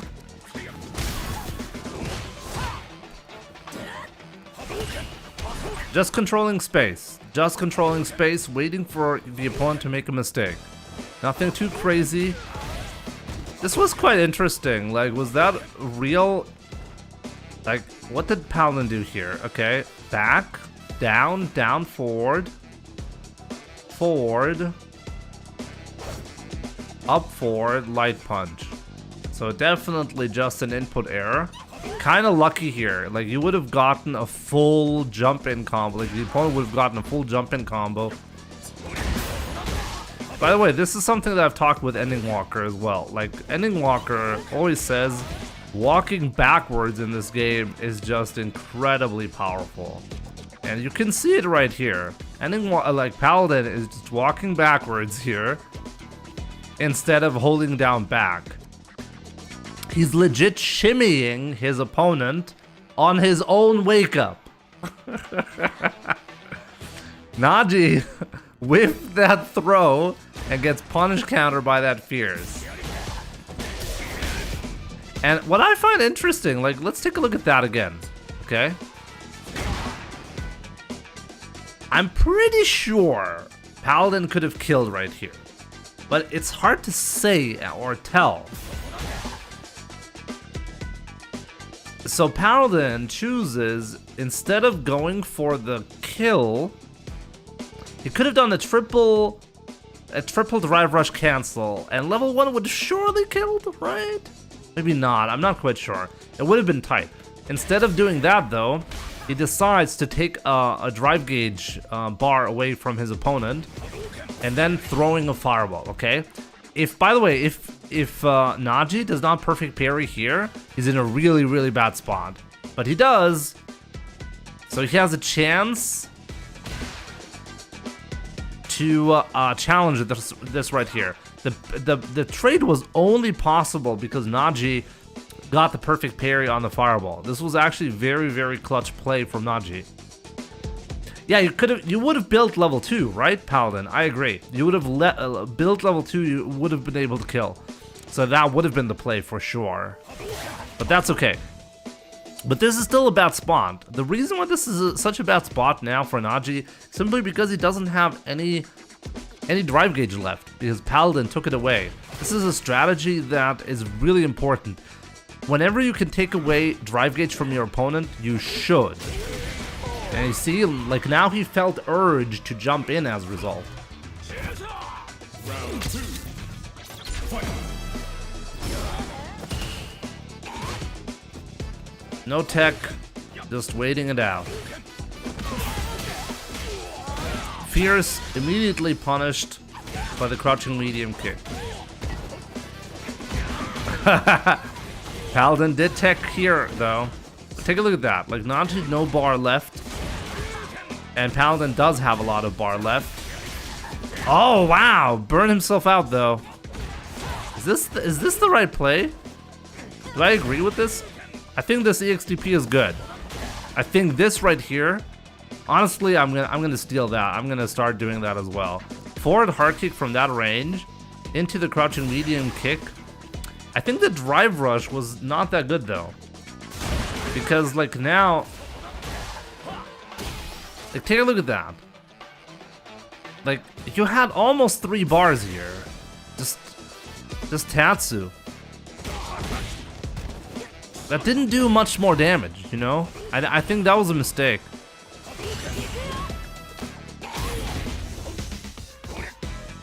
Could have burned Jury out with level 3. Let's check again. Could he? Oh, he could, but he needed to do it like immediately. He could have done here, crouching medium kick, heavy DP into a level 3. I think that's the play. But you could have also like argue in the opposite direction. You could say, well, you don't know if you're gonna get that round, and honestly, the way it looks right now, it looks like you're not getting that round. So don't spend any super, just in case you lose this round. Go into the final round with 3 bars, and this is what he's playing on right now. This is currently like the idea. But from now on, any combo, he's gonna go for the kill, right? So now we can kill him. That's the thought process. This right here surely was a mistake. Like Paladin was trying to do a standing fierce and then hit confirm into a Tatsu here. But because the fierce connected super late, he wasn't quite ready to react, and he pressed, like take a look at that. He did a quarter circle forward, and then he started, wait, let me see that. He did a down back crouching medium kick. Potentially he didn't want to do that Tatsu. Oh, I think that was just an accidental Tatsu right there. He didn't want to hit confirm that. He just wanted to do a crouching medium kick, but it was still buffered because this game remembers your inputs for like 3 years. If you do an input right now, it's gonna come out in 5 years when Ultra Street Fighter 6 comes out. Okay? Unfortunately, that's how it works with this game. But take a look at how smart this was from Naji. Okay? Here, this crouching medium kick covers 2 things, okay? If the opponent does a drive impact on wake up, he's gonna get clipped into a level 3 on reaction. If he gets hit by that crouching medium kick, the Hashogeki is gonna clip him as well. And Naji knows that he's gonna do a special move here, so he just perfect parries and punishes him properly.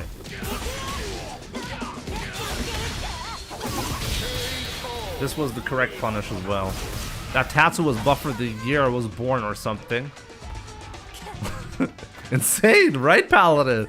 I thought you were just trying to hit confirm the hard punch when I saw this situation on stream. But now looking at your inputs, you were just trying to do a crouching medium kick. It's crazy. Take a look at the mind games here, okay? Just so you see like the level of mind games on this level. You throw a fireball, you do a Hashogeki. Take a look at the spacing here. The spacing of Paladin, okay? He knows that his opponent now thinks, hey, he's whiffing something in my face. I'm gonna punish him for it. I'm gonna do a crouching medium kick. But Paladin has perfect spacing here. And Paladin is like, okay, if he fails to whiff punish this Hashogeki, I'm gonna whiff punish him with a crouching medium kick into a drive rush cancel. Take a look, he's gonna do a drive rush cancel here. I guess not. I guess he saw that it is not gonna work.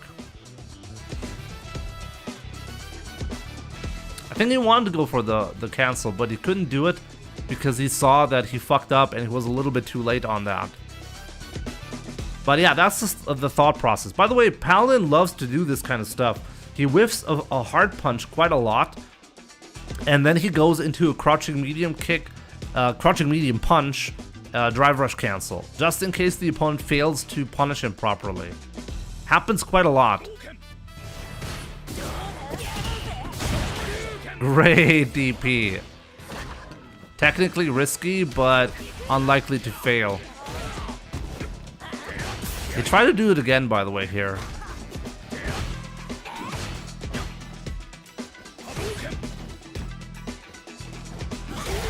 Good DP. Overhead blocked. Risky sweep. I like that by Naji. Yo, Mr. X, what's up on YouTube?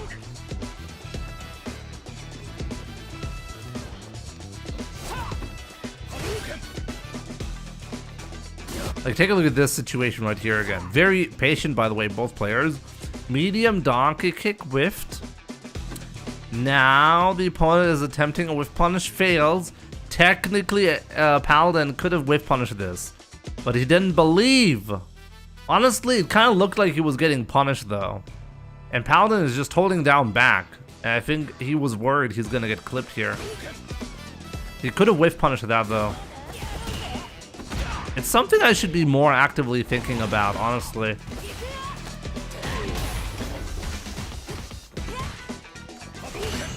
Tough spot to be in for Paladin right now. Oh, that was so good. Like, take a look at this. This is the kind of stuff that I've never done that in Street Fighter, okay? Paladin has full bar, so now he gets to do this nonsense, okay? He throws a fireball, he uses it as a shield to go in. Now he's doing a crouching medium kick. If he hits this crouching medium kick, the opponent dies, by the way, okay? Now he's doing this crouching medium punch, recognizes, okay, I didn't get the hit, so I'm gonna do another drive rush cancel into an overhead. That's like the gutsy option to choose if you're absolutely insane. And then he kills off that. Crazy. Crazy. By the way, good to see all of you guys on TikTok as well. Curtis, Andre, and Alvaro. Thank you so much for the follow.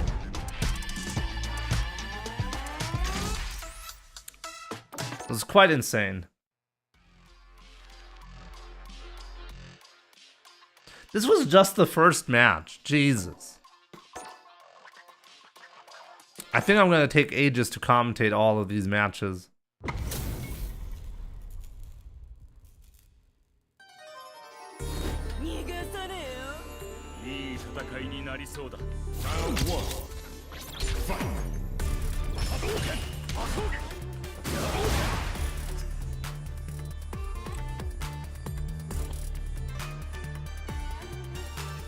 'Crouching light kick.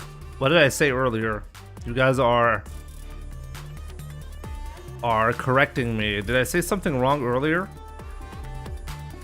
I must have said something wrong earlier. Obviously, like the drive rush into crouching light kick into crouching medium punch, right? What did I say? I said crouching medium kick. Oh yeah, my bad. Obviously, I know the buttons, okay? Like, trust me, guys, I know the difference between crouching light kick and medium kick. But yeah, you're right. Yo, EBP. Thank you so much for gifting a sub to Paladin. Thank you so much. And Paladin, enjoy your sub. He said crouching medium. Yeah, my bad. Anyways, next match. I think I'm not gonna get into all the matches today, right? Should we skip a couple of matches? Like, this is actually a pretty... Should we skip a couple of matches? I kind of have to go. Like, I don't want this analysis to take like super long.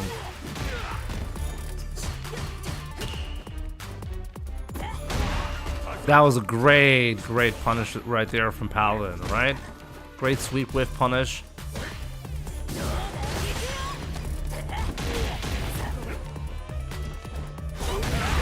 This is like the biggest mistake that Capcom made with Jury, okay? Like, you see this situation. Shoryuken, right? Guaranteed this is gonna work. Paladin didn't do this early, he didn't do this super late. He did it just right. Correct? And then the moment she does the dive kick, she actually gets stuck in mid-air and then gets a punish like that. I think this is the the craziest thing. This should not exist. Should have heavy DP'd. Yeah, but heavy DP has a higher likelihood of failing as well. Like in hindsight, you can always say, oh, you should have done that. But the light DP is designed with the most invincibility in mind. It's the anti-air DP in this game. It's so stupid.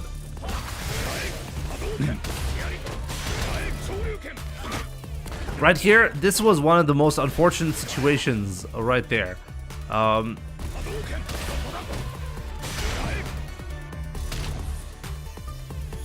So Paladin was +3 in this spot, and he attempted to do a super.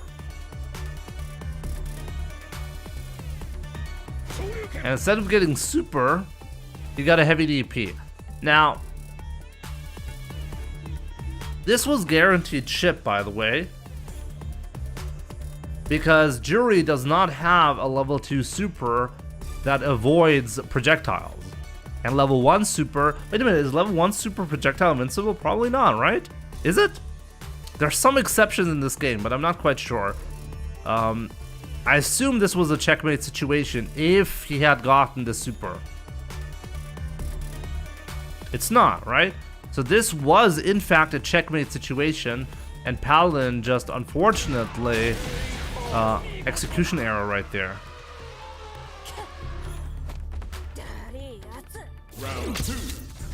Only Geef, yeah, okay, only Geef, right? Okay.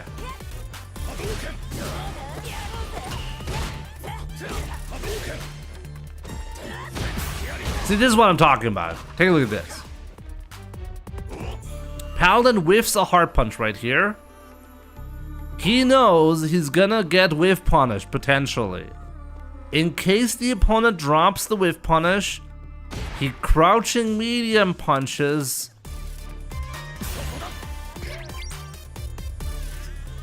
That was the perfect moment to do the thumbs up. Bam. To punish. That's high level play.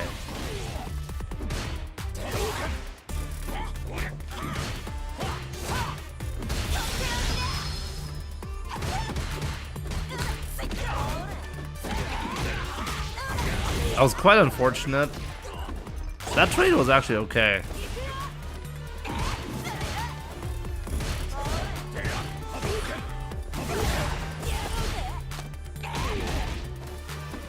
Oh, no whiff punish. This was genius though. Like, take a look at this. I'm not sure I ever got something like being so thoughtful right here. Paladin knows this is gonna be punish counter. 100%. And he has the presence of mind to do the full combo here to kill him. Nice. Very strong. Jamie Gonzalez, what game is this? This is Street Fighter 6.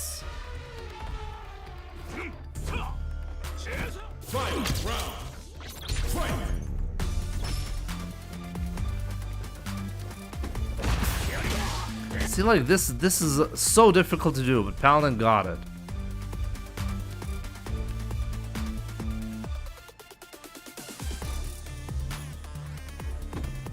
He knows this is gonna whiff. He knows he's just barely... No, take a look at that.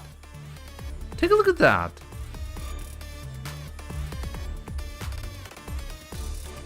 Oh my god, take a look at the precision on that.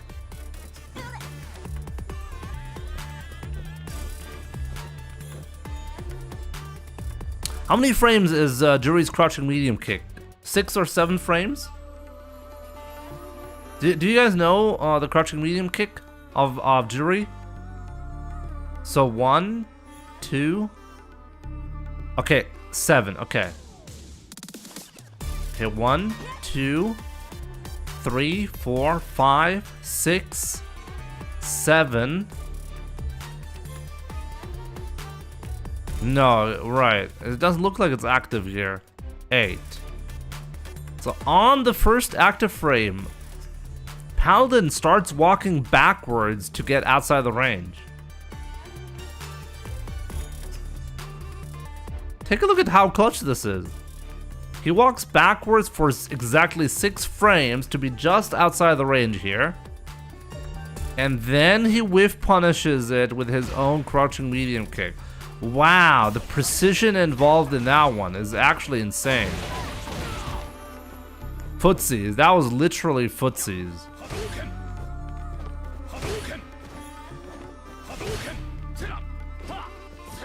Take a look at the inputs, okay? Take a look at the input. See that? Crouching medium punch into a parry input. Drive rush cancel. Crouching medium punch, drive rush cancel. Crouching medium punch, drive rush cancel. All 3 of them would have been canceled. Just in case he tries to suddenly go in or press a button that is whiff punishable. Like the hard kick, for example, has a crazy hurt box. Just in case.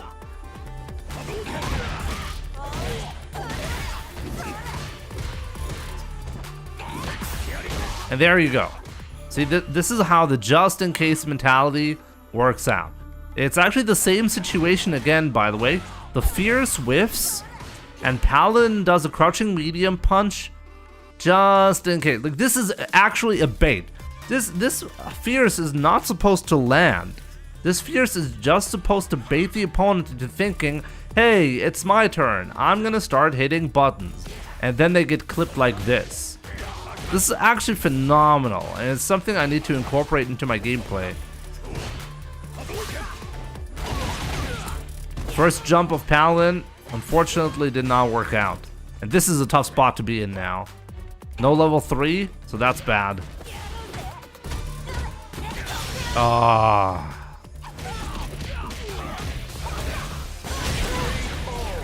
Bam, got wrecked. Judy wins.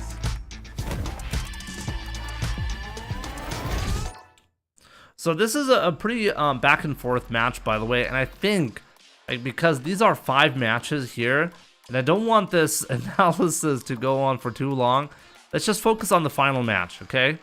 And then move on to the other ones, so we actually get to finish the top 8 run at some point.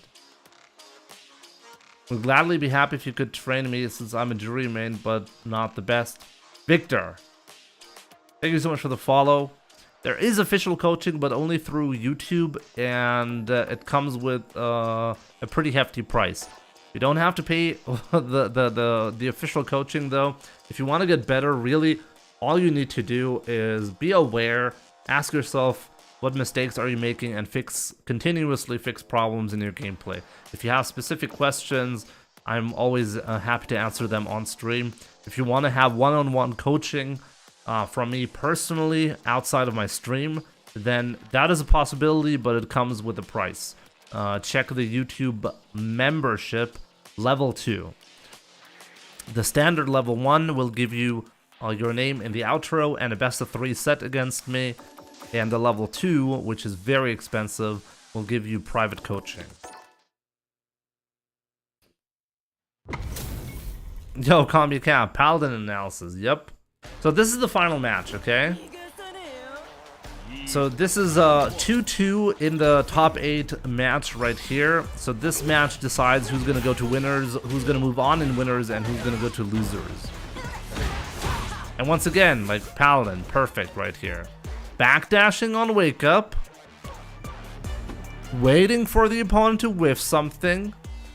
And then punishing it accordingly.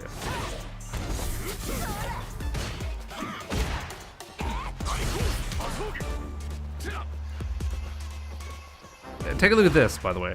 Okay, just so you know the mindset. Take a look. Take a look at what both of these are doing, okay? I want to show you a specific situation right here. Take a look at this. Take a look at this. Paladin is walking forward right here. He's walking into the crouching medium kick range of Naji, of Jury. Okay, now he's walking out of it. And he's like, okay, see that? He just took a slight step back.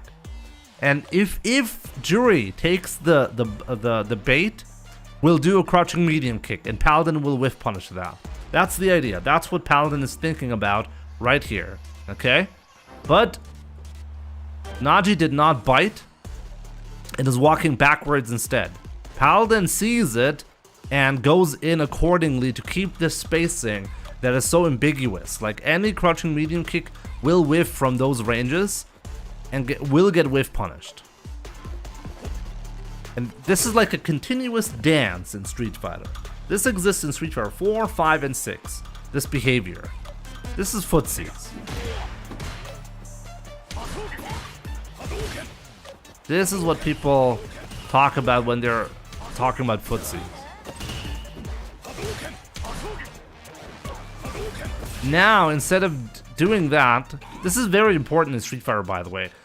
Don't just do the same thing over and over and over again. If you do the same thing over and over again, people are just gonna adjust to it and they will punish you. Instead, Paladin now, after focusing so much on like getting the Jury player to whiff a button, now he's focused more on throwing more fireballs to like provoke a response.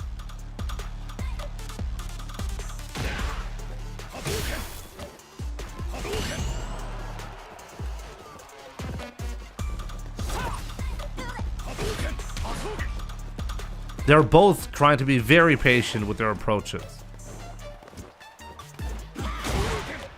That was a very nice cross cut. Very delayed medium punch. Again. And I disagree with this right here, but I understand why Paladin doesn't go for it. But honestly, Paladin could kill here. He just needs to do a drive rush, medium punch, drive rush cancel, crouching fierce, medium donkey kick, and then pay attention to the bar. If necessary, do level 1 super. If not, do a heavy DP for the kill. Yo, dude, my man, thank you so much for gifting us up to third angle. Very much appreciated. So I think this is actually a mistake. Not necessary to go for any of the. This was good though. This was good though. Like, this was an insane reaction right there from Paladin. Getting the trade on that gladly. That was good.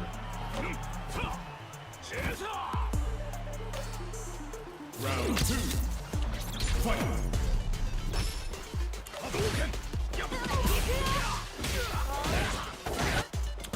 Let's take a look at how he got clipped here, okay? See, this was perfect spacing from Naji right here. Getting the light kick to whiff, and now getting that. Technically, it was not a punish, but Paladin clearly was not expecting to get clipped low right there. Yo, dude, thank you so much for the 7 months, my man. Really appreciate your support. The classic. Take a look at that. Outside the range, bam, got whiff punished. Now, this is something very unusual from Paladin. Instead of like going for a Tatsu to reverse the situation, he just spends level 1 super. I'm not sure why. And then charges up. And I think he's really just trying to get as much advantage as possible when it comes to the drive gauge.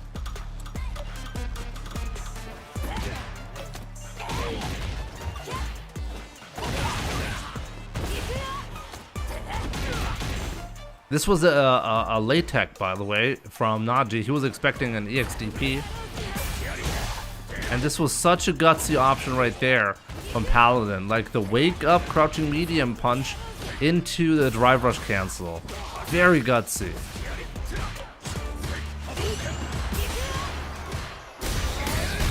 And very smart right there. Unfortunately, like, it kind of looks so bad when he does this hard kick, crouching medium kick into Tatsu, but he really didn't have any good option here He could have potentially done a super, but wouldn't have done anything. Level 2 super was necessary to get the kill, and he just doesn't have it here.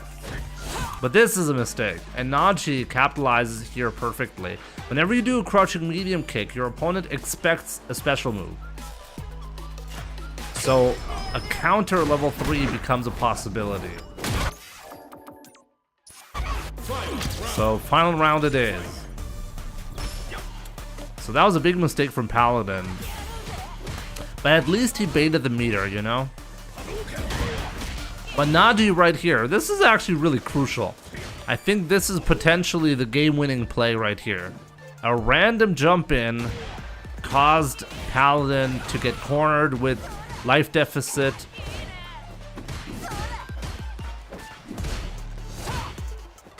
And has to fight back right here. Very tough spot to be in right now. Has to take all those guesses.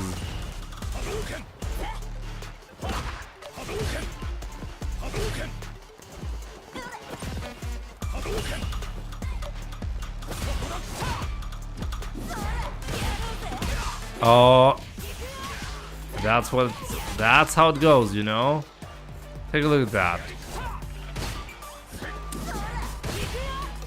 You see, like in Street Fighter 6, there are so many characters who can throw a projectile and then use the projectile as a shield when going in. And then that's a bad spot to be in all of a sudden. Paladin attempted to jump, by the way. Let's count the frames here because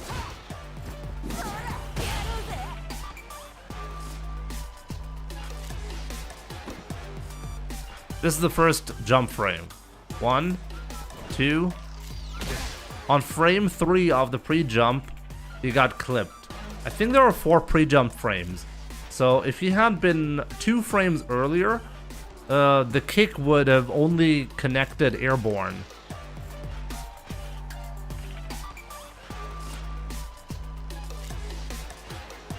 Fuzzy guard. Paladin plays on pad, right? I'm pretty sure, like, that is not a fuzzy guard attempt. If he plays on pad, there's no way you're gonna press up accidentally on pad.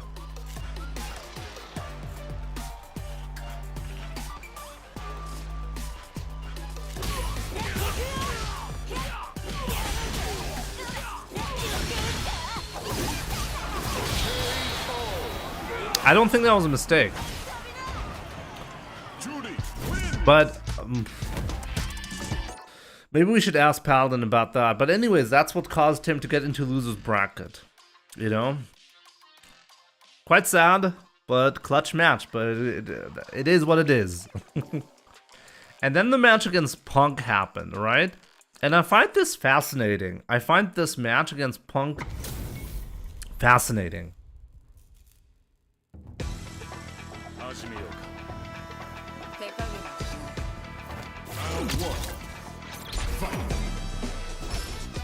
When you break it down like this, it just goes to show the levels at which they are thinking. This level of high play is so subtle and unseen by many.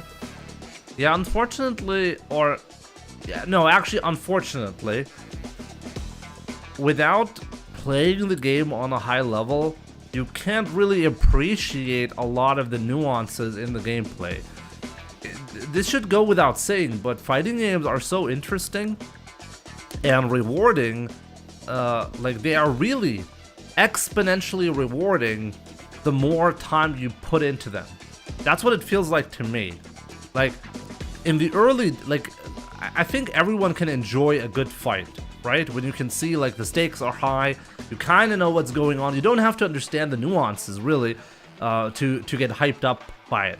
But understanding the nuances will give you a completely different view of the same match, right? So I think this is one of the reasons why fighting games are so great to watch. They're so full of... how do I even say this? They're so full of... there's so many subtle decisions that you make. So many emotions that you can see in the gameplay. You can tell there are two human beings fighting against each other in like a meta game, right? It's like a meta game that they're playing, and whoever, wins the mind games, like whoever overcomes the other player is gonna win. And it's inherently rewarding to see the outcome of something like that. This is why I've always said, by the way, Street Fighter is not about execution. Like in Street Fighter 5, when they made links easier compared to Street Fighter 4, like, who cares? Like, seriously, there's something inherently good for rewarding difficult combos. I agree with that. But having links be easier, that's not what Street Fighter mostly is about. It really never was. So Street Fighter from 4 to Street Fighter 6 is still completely intact. There are differences in gameplay, and there are pros and cons to all of the different Street Fighter games. They have different strengths and weaknesses in terms of gameplay, but the core element is still the same.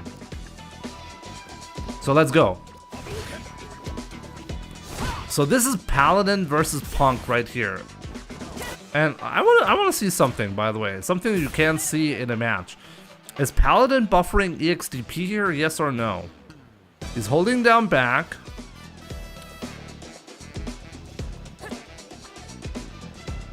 And he's doing a fireball input?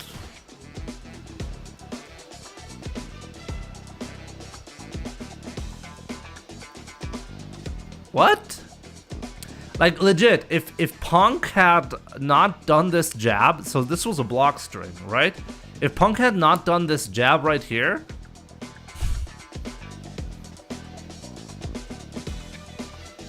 like, that would have been a fireball from from Paladin.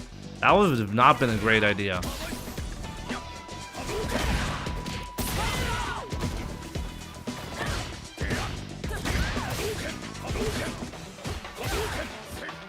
Take a look at this right here.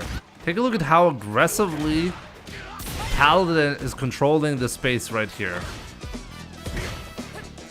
So he chooses a hard punch in a +3 situation, and then puts in another hard punch right there. Then light kick into light fireball.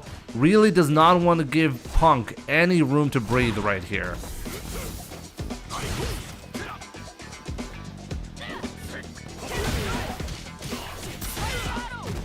But Punk is gonna get in with the dive kick eventually, you know? Like, you won't prevent that forever. And Punk is really, really good at capitalizing off of that. Very strong gameplay by Punk right there. Round 2. Fight. Nice perfect parry. I really like the idea to perfect parry from time to time against Cammy specifically, because the dive kick is a real threat. You don't want to get caught in buffering a DP. So perfect parry is a legit answer right there. So using it as a shield. And this is quite interesting. Like, take a look at that. So after blocking the jab, he backdashes. Honestly, a very strong response, because after the jab, usually players are gonna either go in for the grab or do something like a delayed medium punch to catch you in a late tech, right? So backdashing is really, really powerful. Something that I should be doing myself a lot more. I like this option. But take a look at that. Take a look at this. Like, Paladin sees crouch, like, parry. If Punk chooses to drive rush right here, he's already decided, I'm gonna do a crouching medium punch to cover it. This is the first frame that you can see. 1, 2, 3, 4, 5, 6, 7, 8, 9, 10, 11, 12. 12 frames after the... Let me see that again, really? What kind of inhuman reaction is that?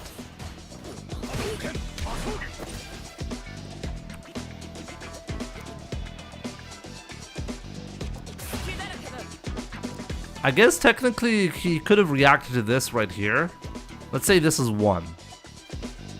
2, 3, 4, 5, 6, 7, 8, 9, 10, 11, 12, 13. It would still be 13 frames, below human reaction. Paladin just preemptively did a crouching medium kick just in case the drive rush came. I really think that's what happened here. He did the crouching medium punch just in case there was a drive rush. Quite interesting. That was not a reaction. That was preemptive.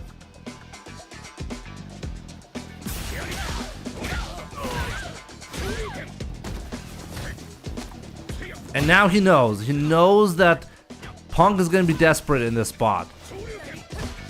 And that was quite unfortunate. Like, take a look at that. Punk took a slight step forward when doing the DP. And that's what caused this situation right here. And honestly, very big mistake by Punk right here not to capitalize.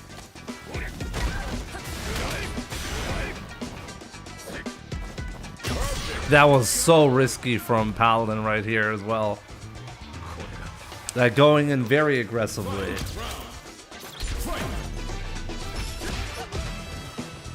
A lot of crouching medium punches buffered into... See, Paladin not anti-airing because he needs to respect the dive kick.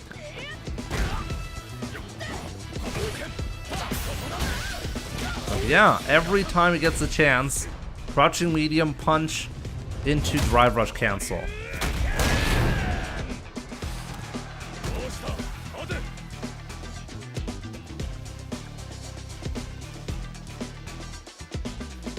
Paladin has a habit of doing Hashogeki into drive rush, which Nanti dealt with by priming his own drive parry and drive rushing in response should Paladin commit.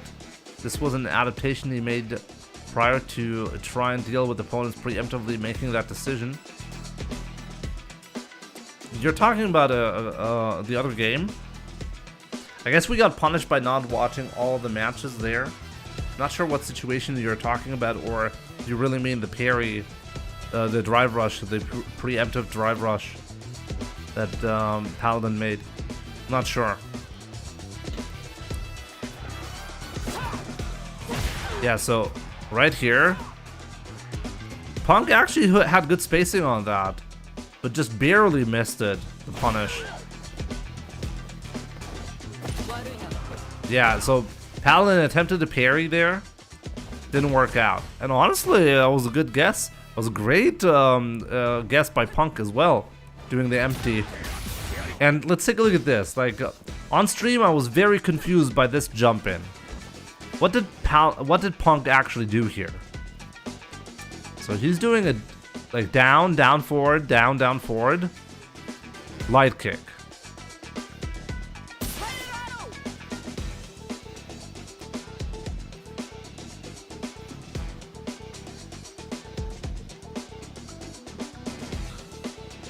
He got a spiral error here. That was definitely a spiral error. Okay, but let's check the input though. Like, why did it not work? So he hit it down, down, forward, down. There for DP you have 7 frames in between the buttons.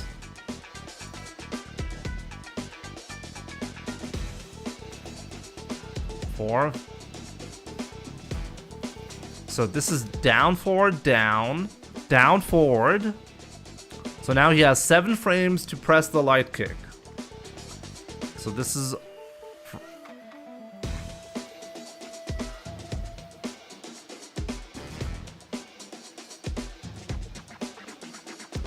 I'm confused. Why did he not get the DP?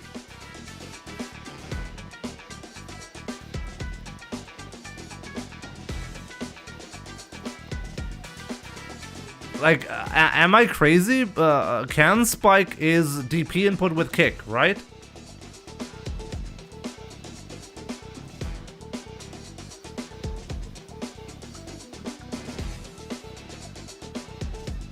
He needed to have forward input first before the down. He did. He did down, forward, down, down, forward, forward, light kick. This should have been a DP. You don't have to press kick and down, forward together. You don't have to do that.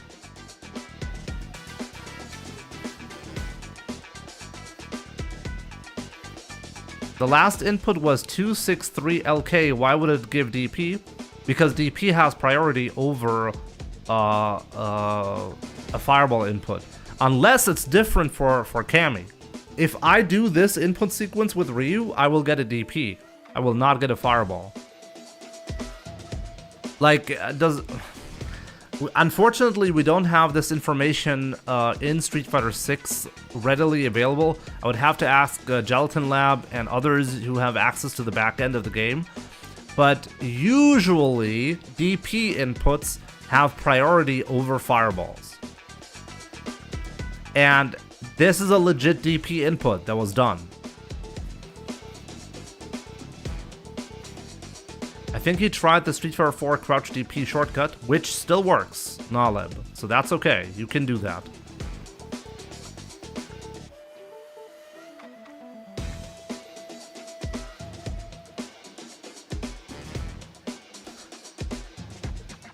The down back neutralizes the DP input.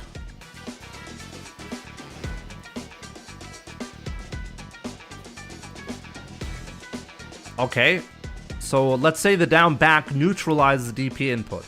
After the down back, he did down, down forward, down, down forward, forward light kick.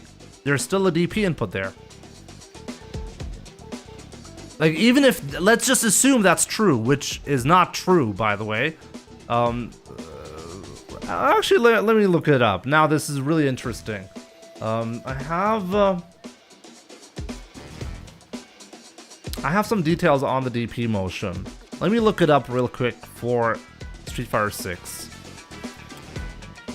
Okay, so quarter circles have an 11 frame timing on all the inputs, so it's more lenient than DP.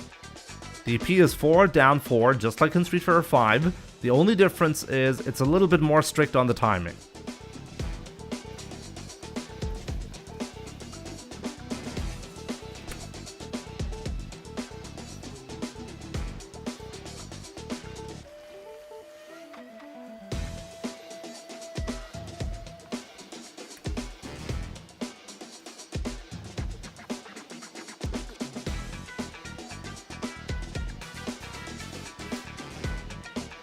The only reason that I can find for this DP motion to not work is for Cammy to have priority on spiral air compared to the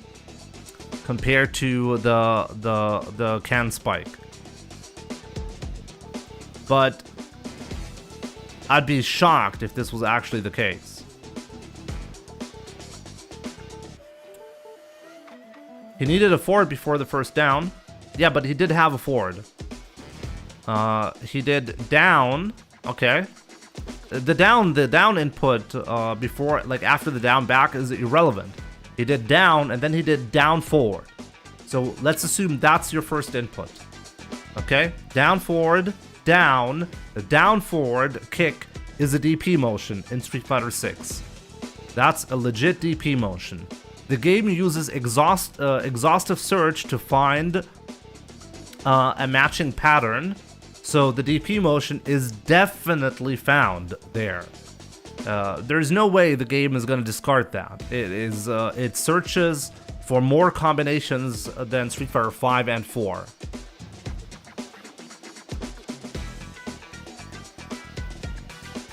Down forward 4 frames plus down 4 frames equals 8 frames.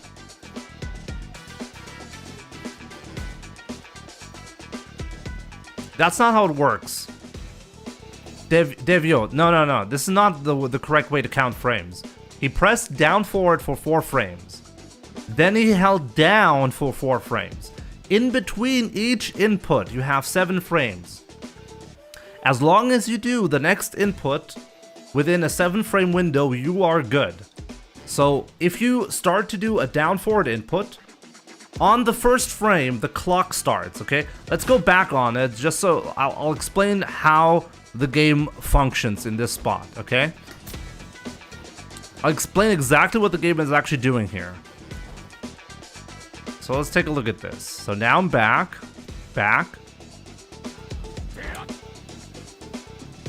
down, down forward. Okay, so this is the first input of the DP, right here, okay? So now, within a 7-frame window, the game is expecting the next input, which is a down input. So 1, 2, 3, 4, 5. The down input came within a 7-frame window. You're good. The next input needs to come out within the next 7-frame window. Okay? 1, this is the first frame. 2, 3, 4, 5. This is the next legit input. So now the next input also needs to be within a 7-frame window. This is how the game searches for the inputs. This is the first frame, so let's keep counting. 1, 2, and there it is. It doesn't matter that you end in a different motion. That's not what the game is worried about. The input is linear. So this is a DP motion. If I do this exact motion with Ryu, I will get a DP. If I do this with Punch, I will not get a Fireball. Okay, guys? This exact input sequence will give me a DP. I can show you in training mode if you want to.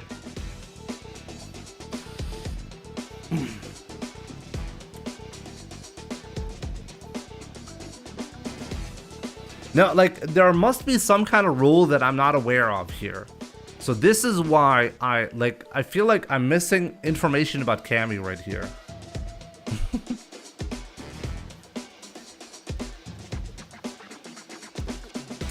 I don't think this is bad coding. The game recognized the inputs correctly, right? So there must be a rule about Cammy specifically that I'm not aware of. Now the input reader did everything correct. The input was red, but for some reason it wasn't interpreted correctly. So I want to know the rule about this. There must be a rule that I'm not aware of, okay? This is kind of interrupting our analysis for Paladin, but let's just look it up.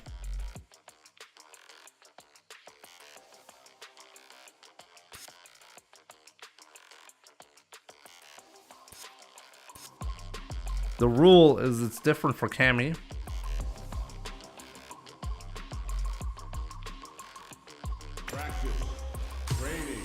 Let me look it up. I'll do it with Ryu first, and then we'll Cammy, okay?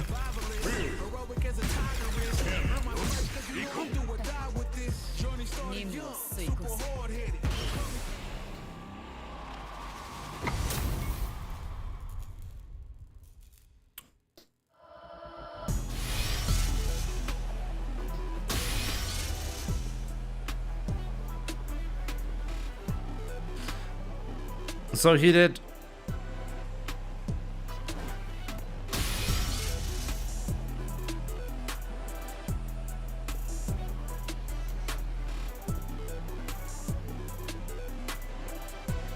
He did back into down, back, down, down, forward, down, down, forward, forward, punch, right? Something like this.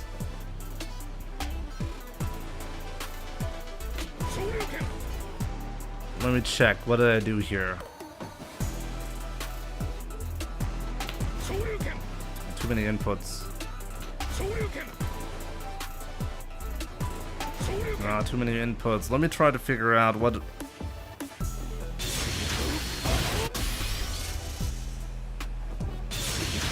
gonna get super if I do it too quickly.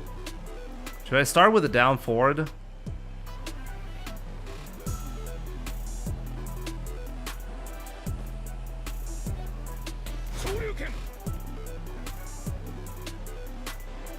Just so you see, by the way, that like this input, if I start with a down forward, like I pressed down forward, and then after holding down forward, I started doing a down input. I held the down input for 6 frames, by the way. This is the maximum buffer that I'm utilizing, okay? If I had held it down for 1 more frame, it would not have worked. So I did down forward, I did down for 6 frames, I held down forward for 4 frames.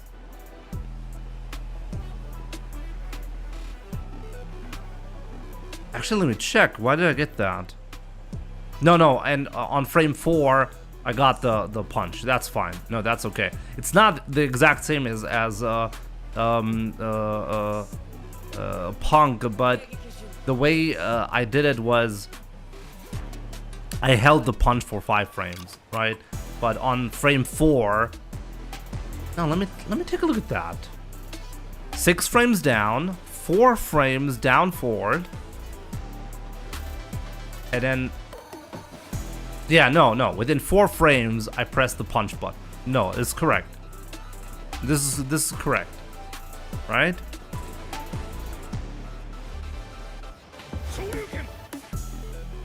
Six frames again. See that? Now I held it for 12 frames and gave me a fireball instead. See, now I held it for 8 frames and it gave me a fireball. If I have it for 7 frames, it should be the same thing.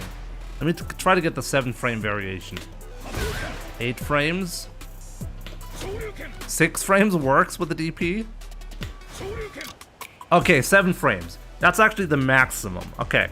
So actually, if you need to be within a 7 frame window, the first input that you do actually does not count. So the 7 frame window starts after the first frame that you do. So you can have a down input for 7 frames, and then on frame 8 you can press the next input and it will still count. This is the very edge of the input buffer that will allow for the timing.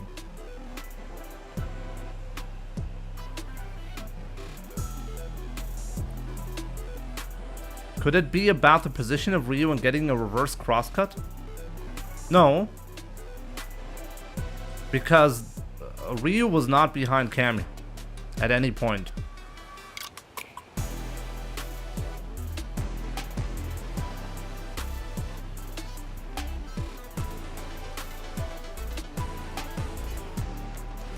Half circle inputs will take priority over... I know what happened. I know what happened, guys. I know what happened.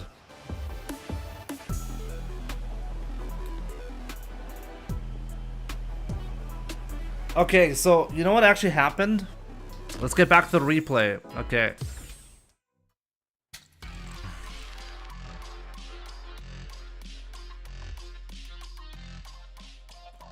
Oh my god, this is actually stupid. I just realized what happened. Oh my god. I'll show you what happened. He did a half circle. He did a half circle, that's the issue. Honestly, this potentially needs to be changed. Seen his message like 8 times. Sorry about that. Call me Cap. Good good awareness right there. Okay, so there's a new edge case in Street Fighter 6 about inputs. I'll show you the edge case.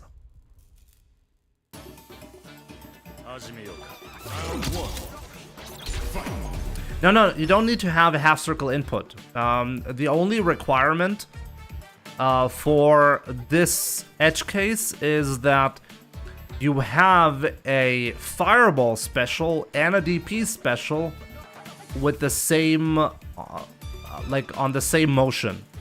So if you do like quarter circle and a DP motion, there's a special case where a half circle input will give you a result that you're not expecting. So the rule is this, like this new half circle input will only exists on characters that have a DP in that direction. I think this is actually a leniency that they added to the game to avoid hitbox players accidentally getting DP. I think this is why it exists, but let's go forward. I'll show you the situation again. It was in this round, right? I'm pretty sure it was right here.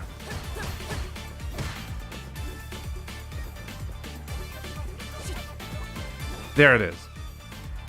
This is it. Okay, so what is the new edge case? The new edge case. I should check chat a little bit more. Chat figured it out so quickly. Sorry about that. I'm not thinking about that. Everything, all of the assumptions that I made earlier are correct. DP inputs have priority over fireball inputs. That is correct in general. But there is a new motion for fireball inputs. And take a look at the motion. What is the motion? Actually, let me just look it up just to know for sure that I'm not talking nonsense here.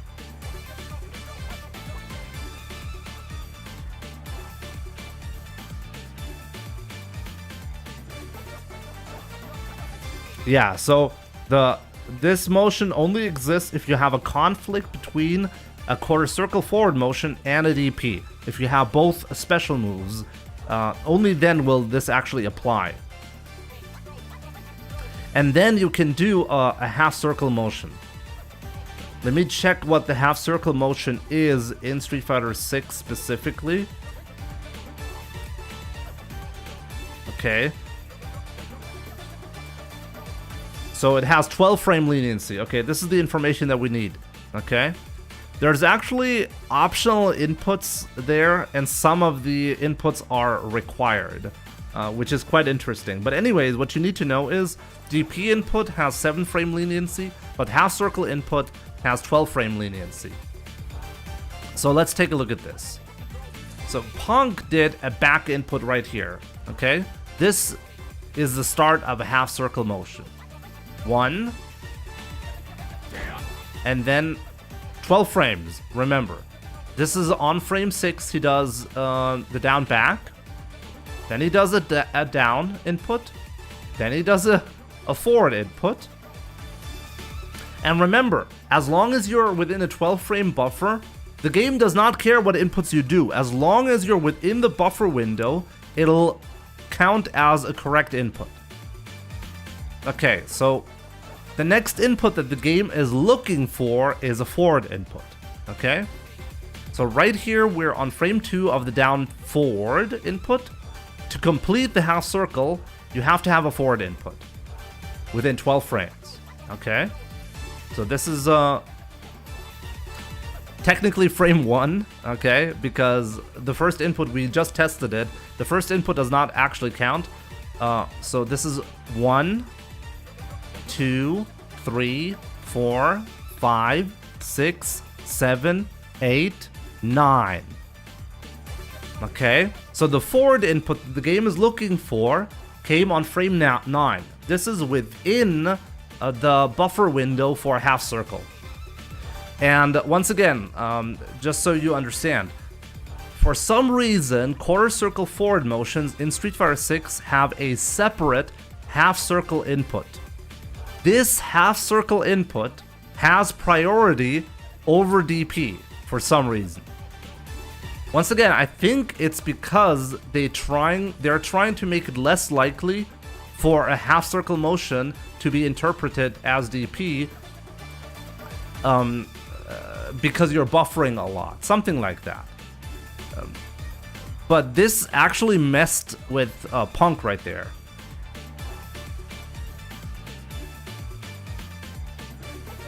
This is actually crazy. So Punk did the half circle input, which annihilated his DP buffer right there. Very interesting. God. Crazy right there. And because of it, he did not get his DP. Even though it's technically in the buffer. The DP is legit. It's just that half circle motions the half circle motion takes priority here.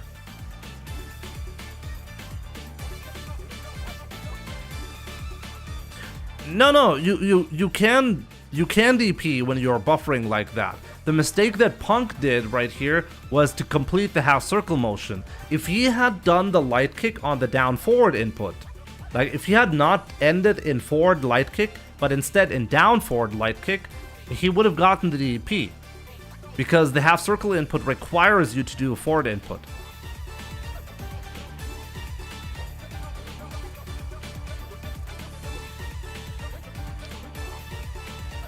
So Punk could have done it.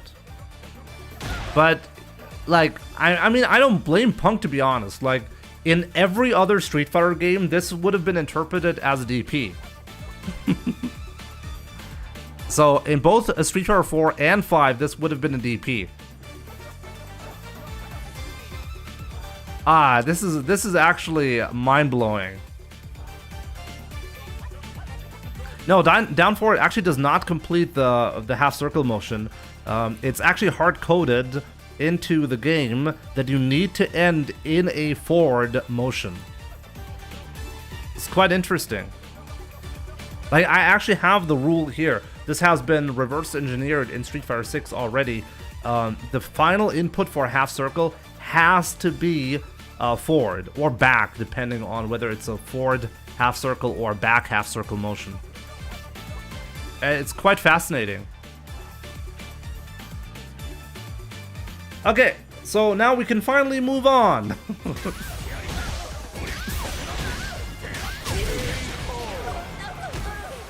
Where am I reading the rule? I can send you a link. So this is a blog post by Wide, a very respected person in the FTC. There you go. You can read it up there. There are a lot of rules there that are probably gonna blow your mind. This is like information outside of the official capacity, you know?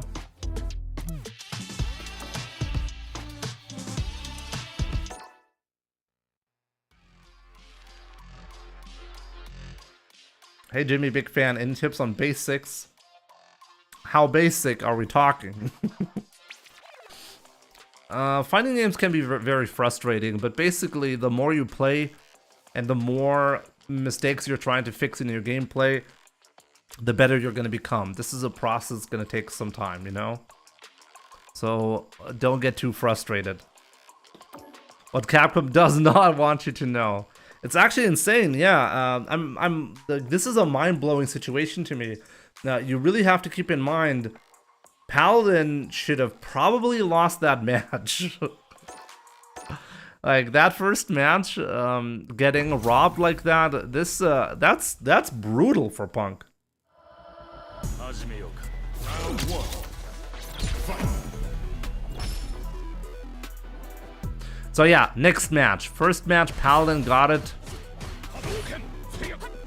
Let me see once again. Did Paladin buffer DP, yes or no? He went from down back. No, down forward, down. No, he held 24. Down back. Down forward, forward. Down. Forward. Punch.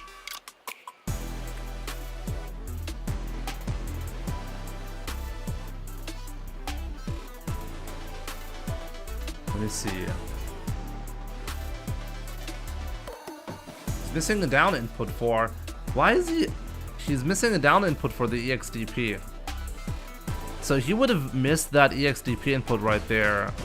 He tried to do it, but fortunately didn't get it out because it was a string.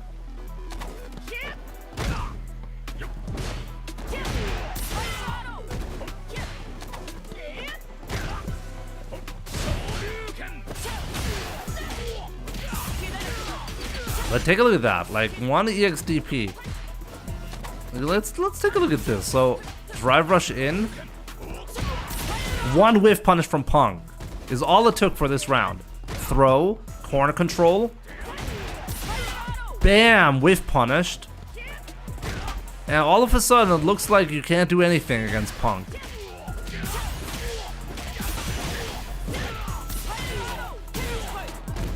He went greedy there.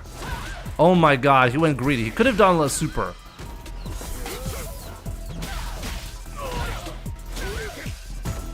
So yeah, I agree with Paladin. Don't spend a lot of resources. Oh my god. By the way, one thing that I don't understand here, like, take a look at this. This made no sense to me. I have no idea what Punk is doing here. I mean, Paladin is doing here. Bam. That's all he needed. Medium punch. And then he had the EX Hashogeki cancel into level 2. What are you doing? Let me see. Did he fuck it up? Take a look at that. He's buffering into a level 2. What are you doing? And then he's not doing it for some reason. All he had to do was do level 2 here, and then he would have had the round. But instead he went in super greedy. I don't get it. Like, why would you do that? Like, he didn't attempt the level 2. Like, he didn't press the buttons, right? So that looked like it was on purpose. Oh my god, the scramble on that. Saving meter when you have a pixel left and you have a guaranteed kill, that there's no way that's the right decision.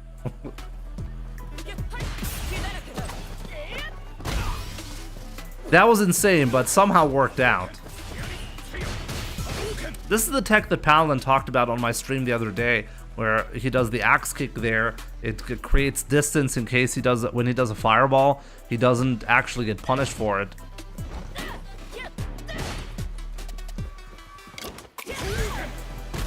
He was not confident. No, guys. This was just, like, I don't know. I have to talk to Paladin about this one. I think he was not aware he had the bar to do it. I think he overlooked his meter or something like that. It was a mistake. Thank you. Thanks, Paladin. Like, no way you can look at that and be like, oh yeah, no problem, okay? Yeah, like, he was probably nervous because no other way to do this. Yo, Alex K, thank you so much for gifting a membership on YouTube. Alan, enjoy. Alex K gifting Alan. Wow. Has a nice ring to it. Thank you so much, and enjoy your gifted membership on YouTube.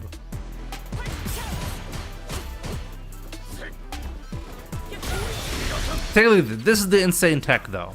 Okay, so Paladin had, like, take a look at this. Let's go back to that. Okay, Paladin is just trying to get that crouching medium punch in, and instead he goes for the crosscut. Light DP crosscut into a really fucked up like quarter circle forward for the level 3. Okay, like I'm looking at the inputs exactly like Ryu is right now. Okay, I'm like, okay, so that's how you do a super after a DP. Okay.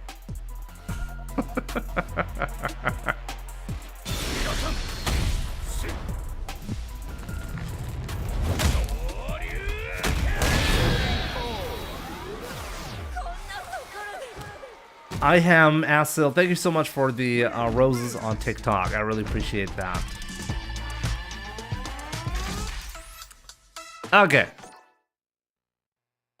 Light DP, they actually have all different properties. So Light DP has the most invincibility for anti-air purposes. But both, like, all the DPs are actually have a very strict timing if you want to cancel into a level 3. Like, in a lot of cases, you won't get the deep hit required for the level 3. So this is very difficult to do, and Paladin did it successfully.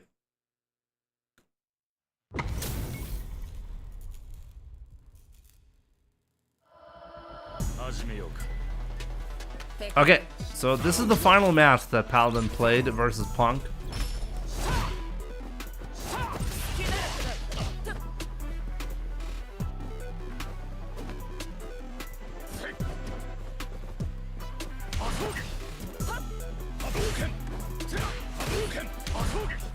He's baiting him a lot with the light Hashogeki.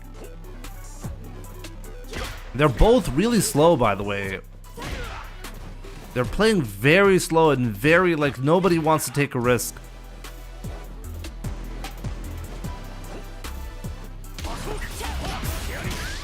Let's see that, like, I want to see, like, how early did you react to the drive rush? Like, how early did you react? Let's see.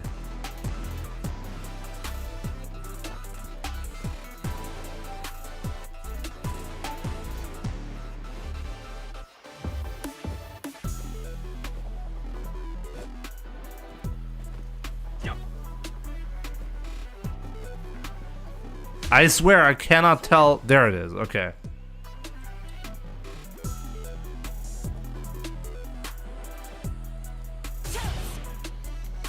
Let's say this is frame 1. Okay. I mean, this is technically the first frame you could have possibly seen it. So 1, 2, 3, 4, 5, 6, 7, 8, 9, 10, 11, 12, 13, 14. 14 frames. If I count the frame before, it's 15 frames. That's a crazy reaction. This could have been a reaction, but absolutely mind-blowing if it was. Low Life, thank you so much for the 51 months. Appreciate it. Yeah, I mean, technically, yeah, but what? Are you gonna do crouching medium punch just because you see a parry? Like, if you do the crouching medium punch too early, then the drive rush is actually gonna punish it.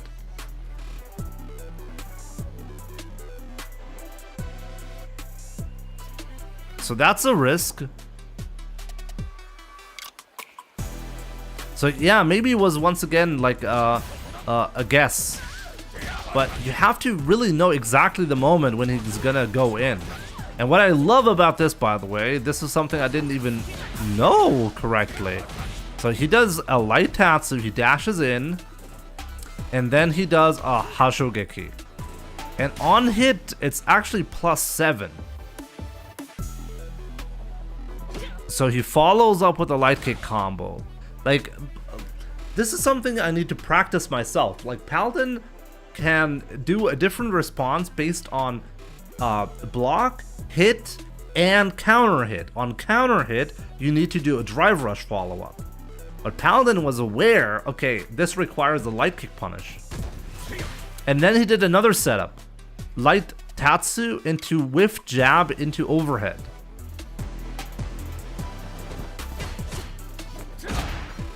He didn't believe. Take a look at this. This was a mistake from Paladin, though.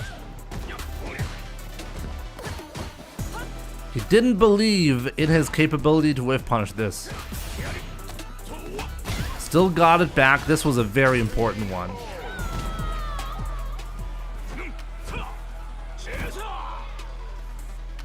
Or he may have trained to respond to parry with crouching medium punch, knowing that limited reaction time will likely prevent him from responding too soon. Yeah, but like as I said, there's an inherent risk to that though. Like, okay, like you can guess the drive rush timing after that, okay? But if you're wrong, then the crouching medium punch is just gonna whiff, and then the drive rush afterwards is gonna give the opponent a whiff, like a punish counter. Punk is currently not in Capcom Cup. He can still make it through the last chance qualifier, but it's getting very unlikely at this point.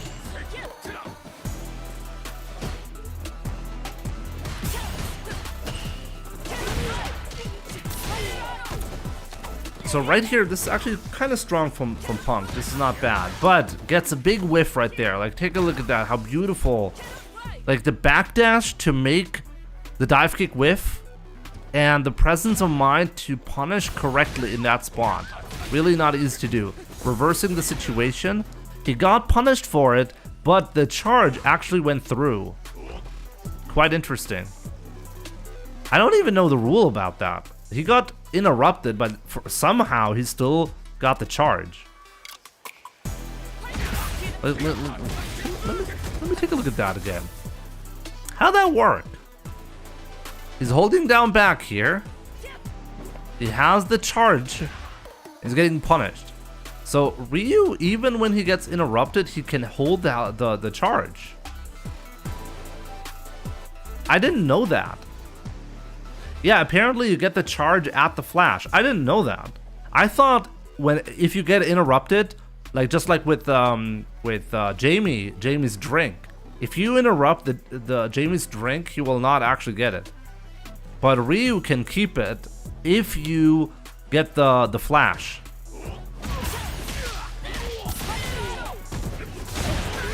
That was a risky DP, but worked out.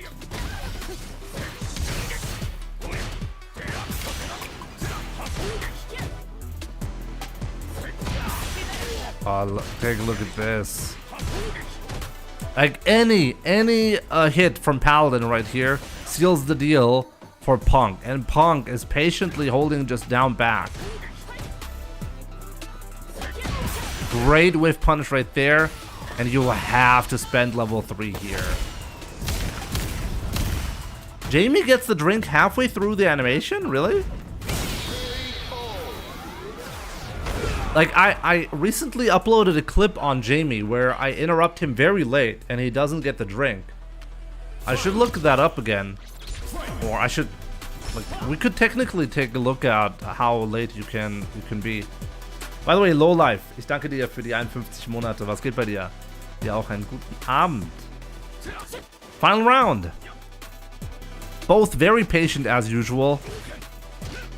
What I find interesting is, like, Paladin is actually the one pushing Punk to the corner. It's not the other way around. And Punk actually has to do a back throw to get better positioning now. And it stays like that. Like, Punk is the one going to the corner. Getting perfect parried there.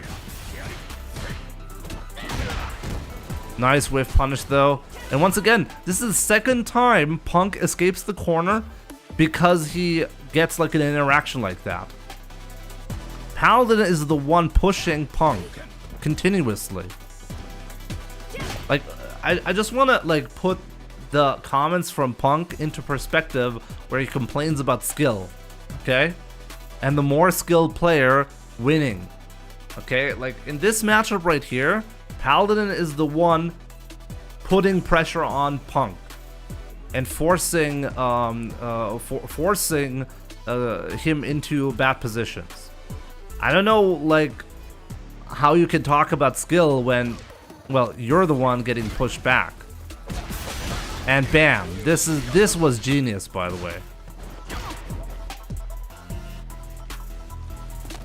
Like, take a look at how long, how much, like, Punk could have done crouching medium kick at any point. And Paladin is just walking forward like a madman into throw range and doing a super late crouching medium kick. Take a look at that. Punk is holding down back here. And then on this frame, this is where he jabbed.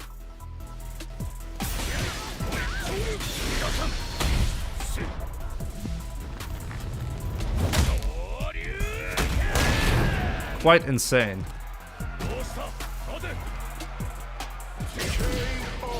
Yeah, so Punk was looking for a whiff punish on a crouching medium kick, but instead the overhead came. And that's it. That's how Punk lost to Paladin. Quite interesting. It's really important to keep in mind though, on that first match, Paladin could have easily lost that first match. Easily. Now, really, all that's left to talk about is the brutal, the brutal match that was against Knuckle-Doo. But it's actually getting quite late, and I have to stop. And I think the upload, like, I'm gonna put this on YouTube for sure. I think the final match deserves its own upload, anyways, and I don't have time to do it today as well. So I think that works pretty well. If you're watching on YouTube right now, if you're like watching the YouTube video, definitely leave a comment on like this type of video, like analysis videos of pro level play at tournaments. You want to see that more, I'm absolutely open to do that. For me personally, this is honestly lazy content. But I can give a lot of insight on the thought process of pro plays and also on how the system mechanics work. Like, we actually got a really interesting moment with the DP that got interpreted as a fireball motion, and fortunately I finally read Twitch chat to figure out what was actually going on. Like, I actually knew about this behavior, but I just didn't think about it. So yeah, shout out to chat for figuring out what's going on. But yeah, with that being said, we're gonna be watching the Knuckle-Do match next time around. So really hope you enjoyed this session right here. So yeah, definitely, if you're watching on YouTube, leave a comment below. What do you think? What do you think of this Ryu style from Paladin? What do you think of this style of video? Leave a comment below. And with that being said, that's gonna be it for today. Thank you so much for tuning in on like all the different platforms, whether it's TikTok, YouTube, Twitch. What's the timing for each of the DPs to cancel into Super? Oh, it's very lenient. I don't have the unfortunately we don't have the window. Like, I don't have the window, but it's been reverse engineered as well.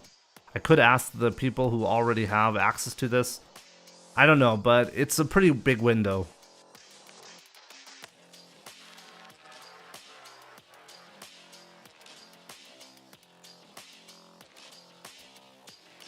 Great analysis. Thanks, Jimmy Just Miles. You're very welcome. You're very welcome. If you're watching on TikTok, thank you so much for watching as well.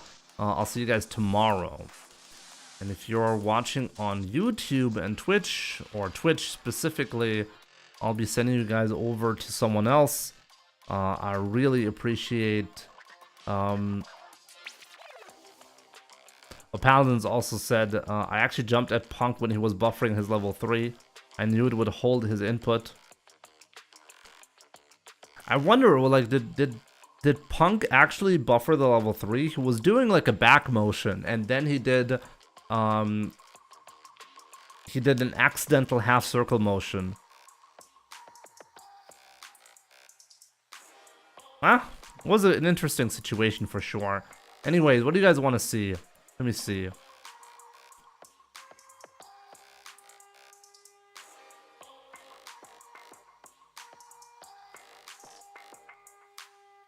Let me see. Maybe, how about Miss Patricia? I think you guys enjoy her stream anyways, right? Let's do Miss Patricia. So yeah. Guys, thank you so much for tuning in. I really appreciate all the support. Thank you so much. I really hope you enjoyed this right here. I'll be back, as I said, tomorrow. We're going to be finishing the Knuckle-Do set. I have a lot to say on the matchup, so I'm kind of happy we're splitting this up like this, so I think this should be good. So yeah, I really hope to see you guys tomorrow. Thank you so much for watching. Take care, and I'll see you guys soon.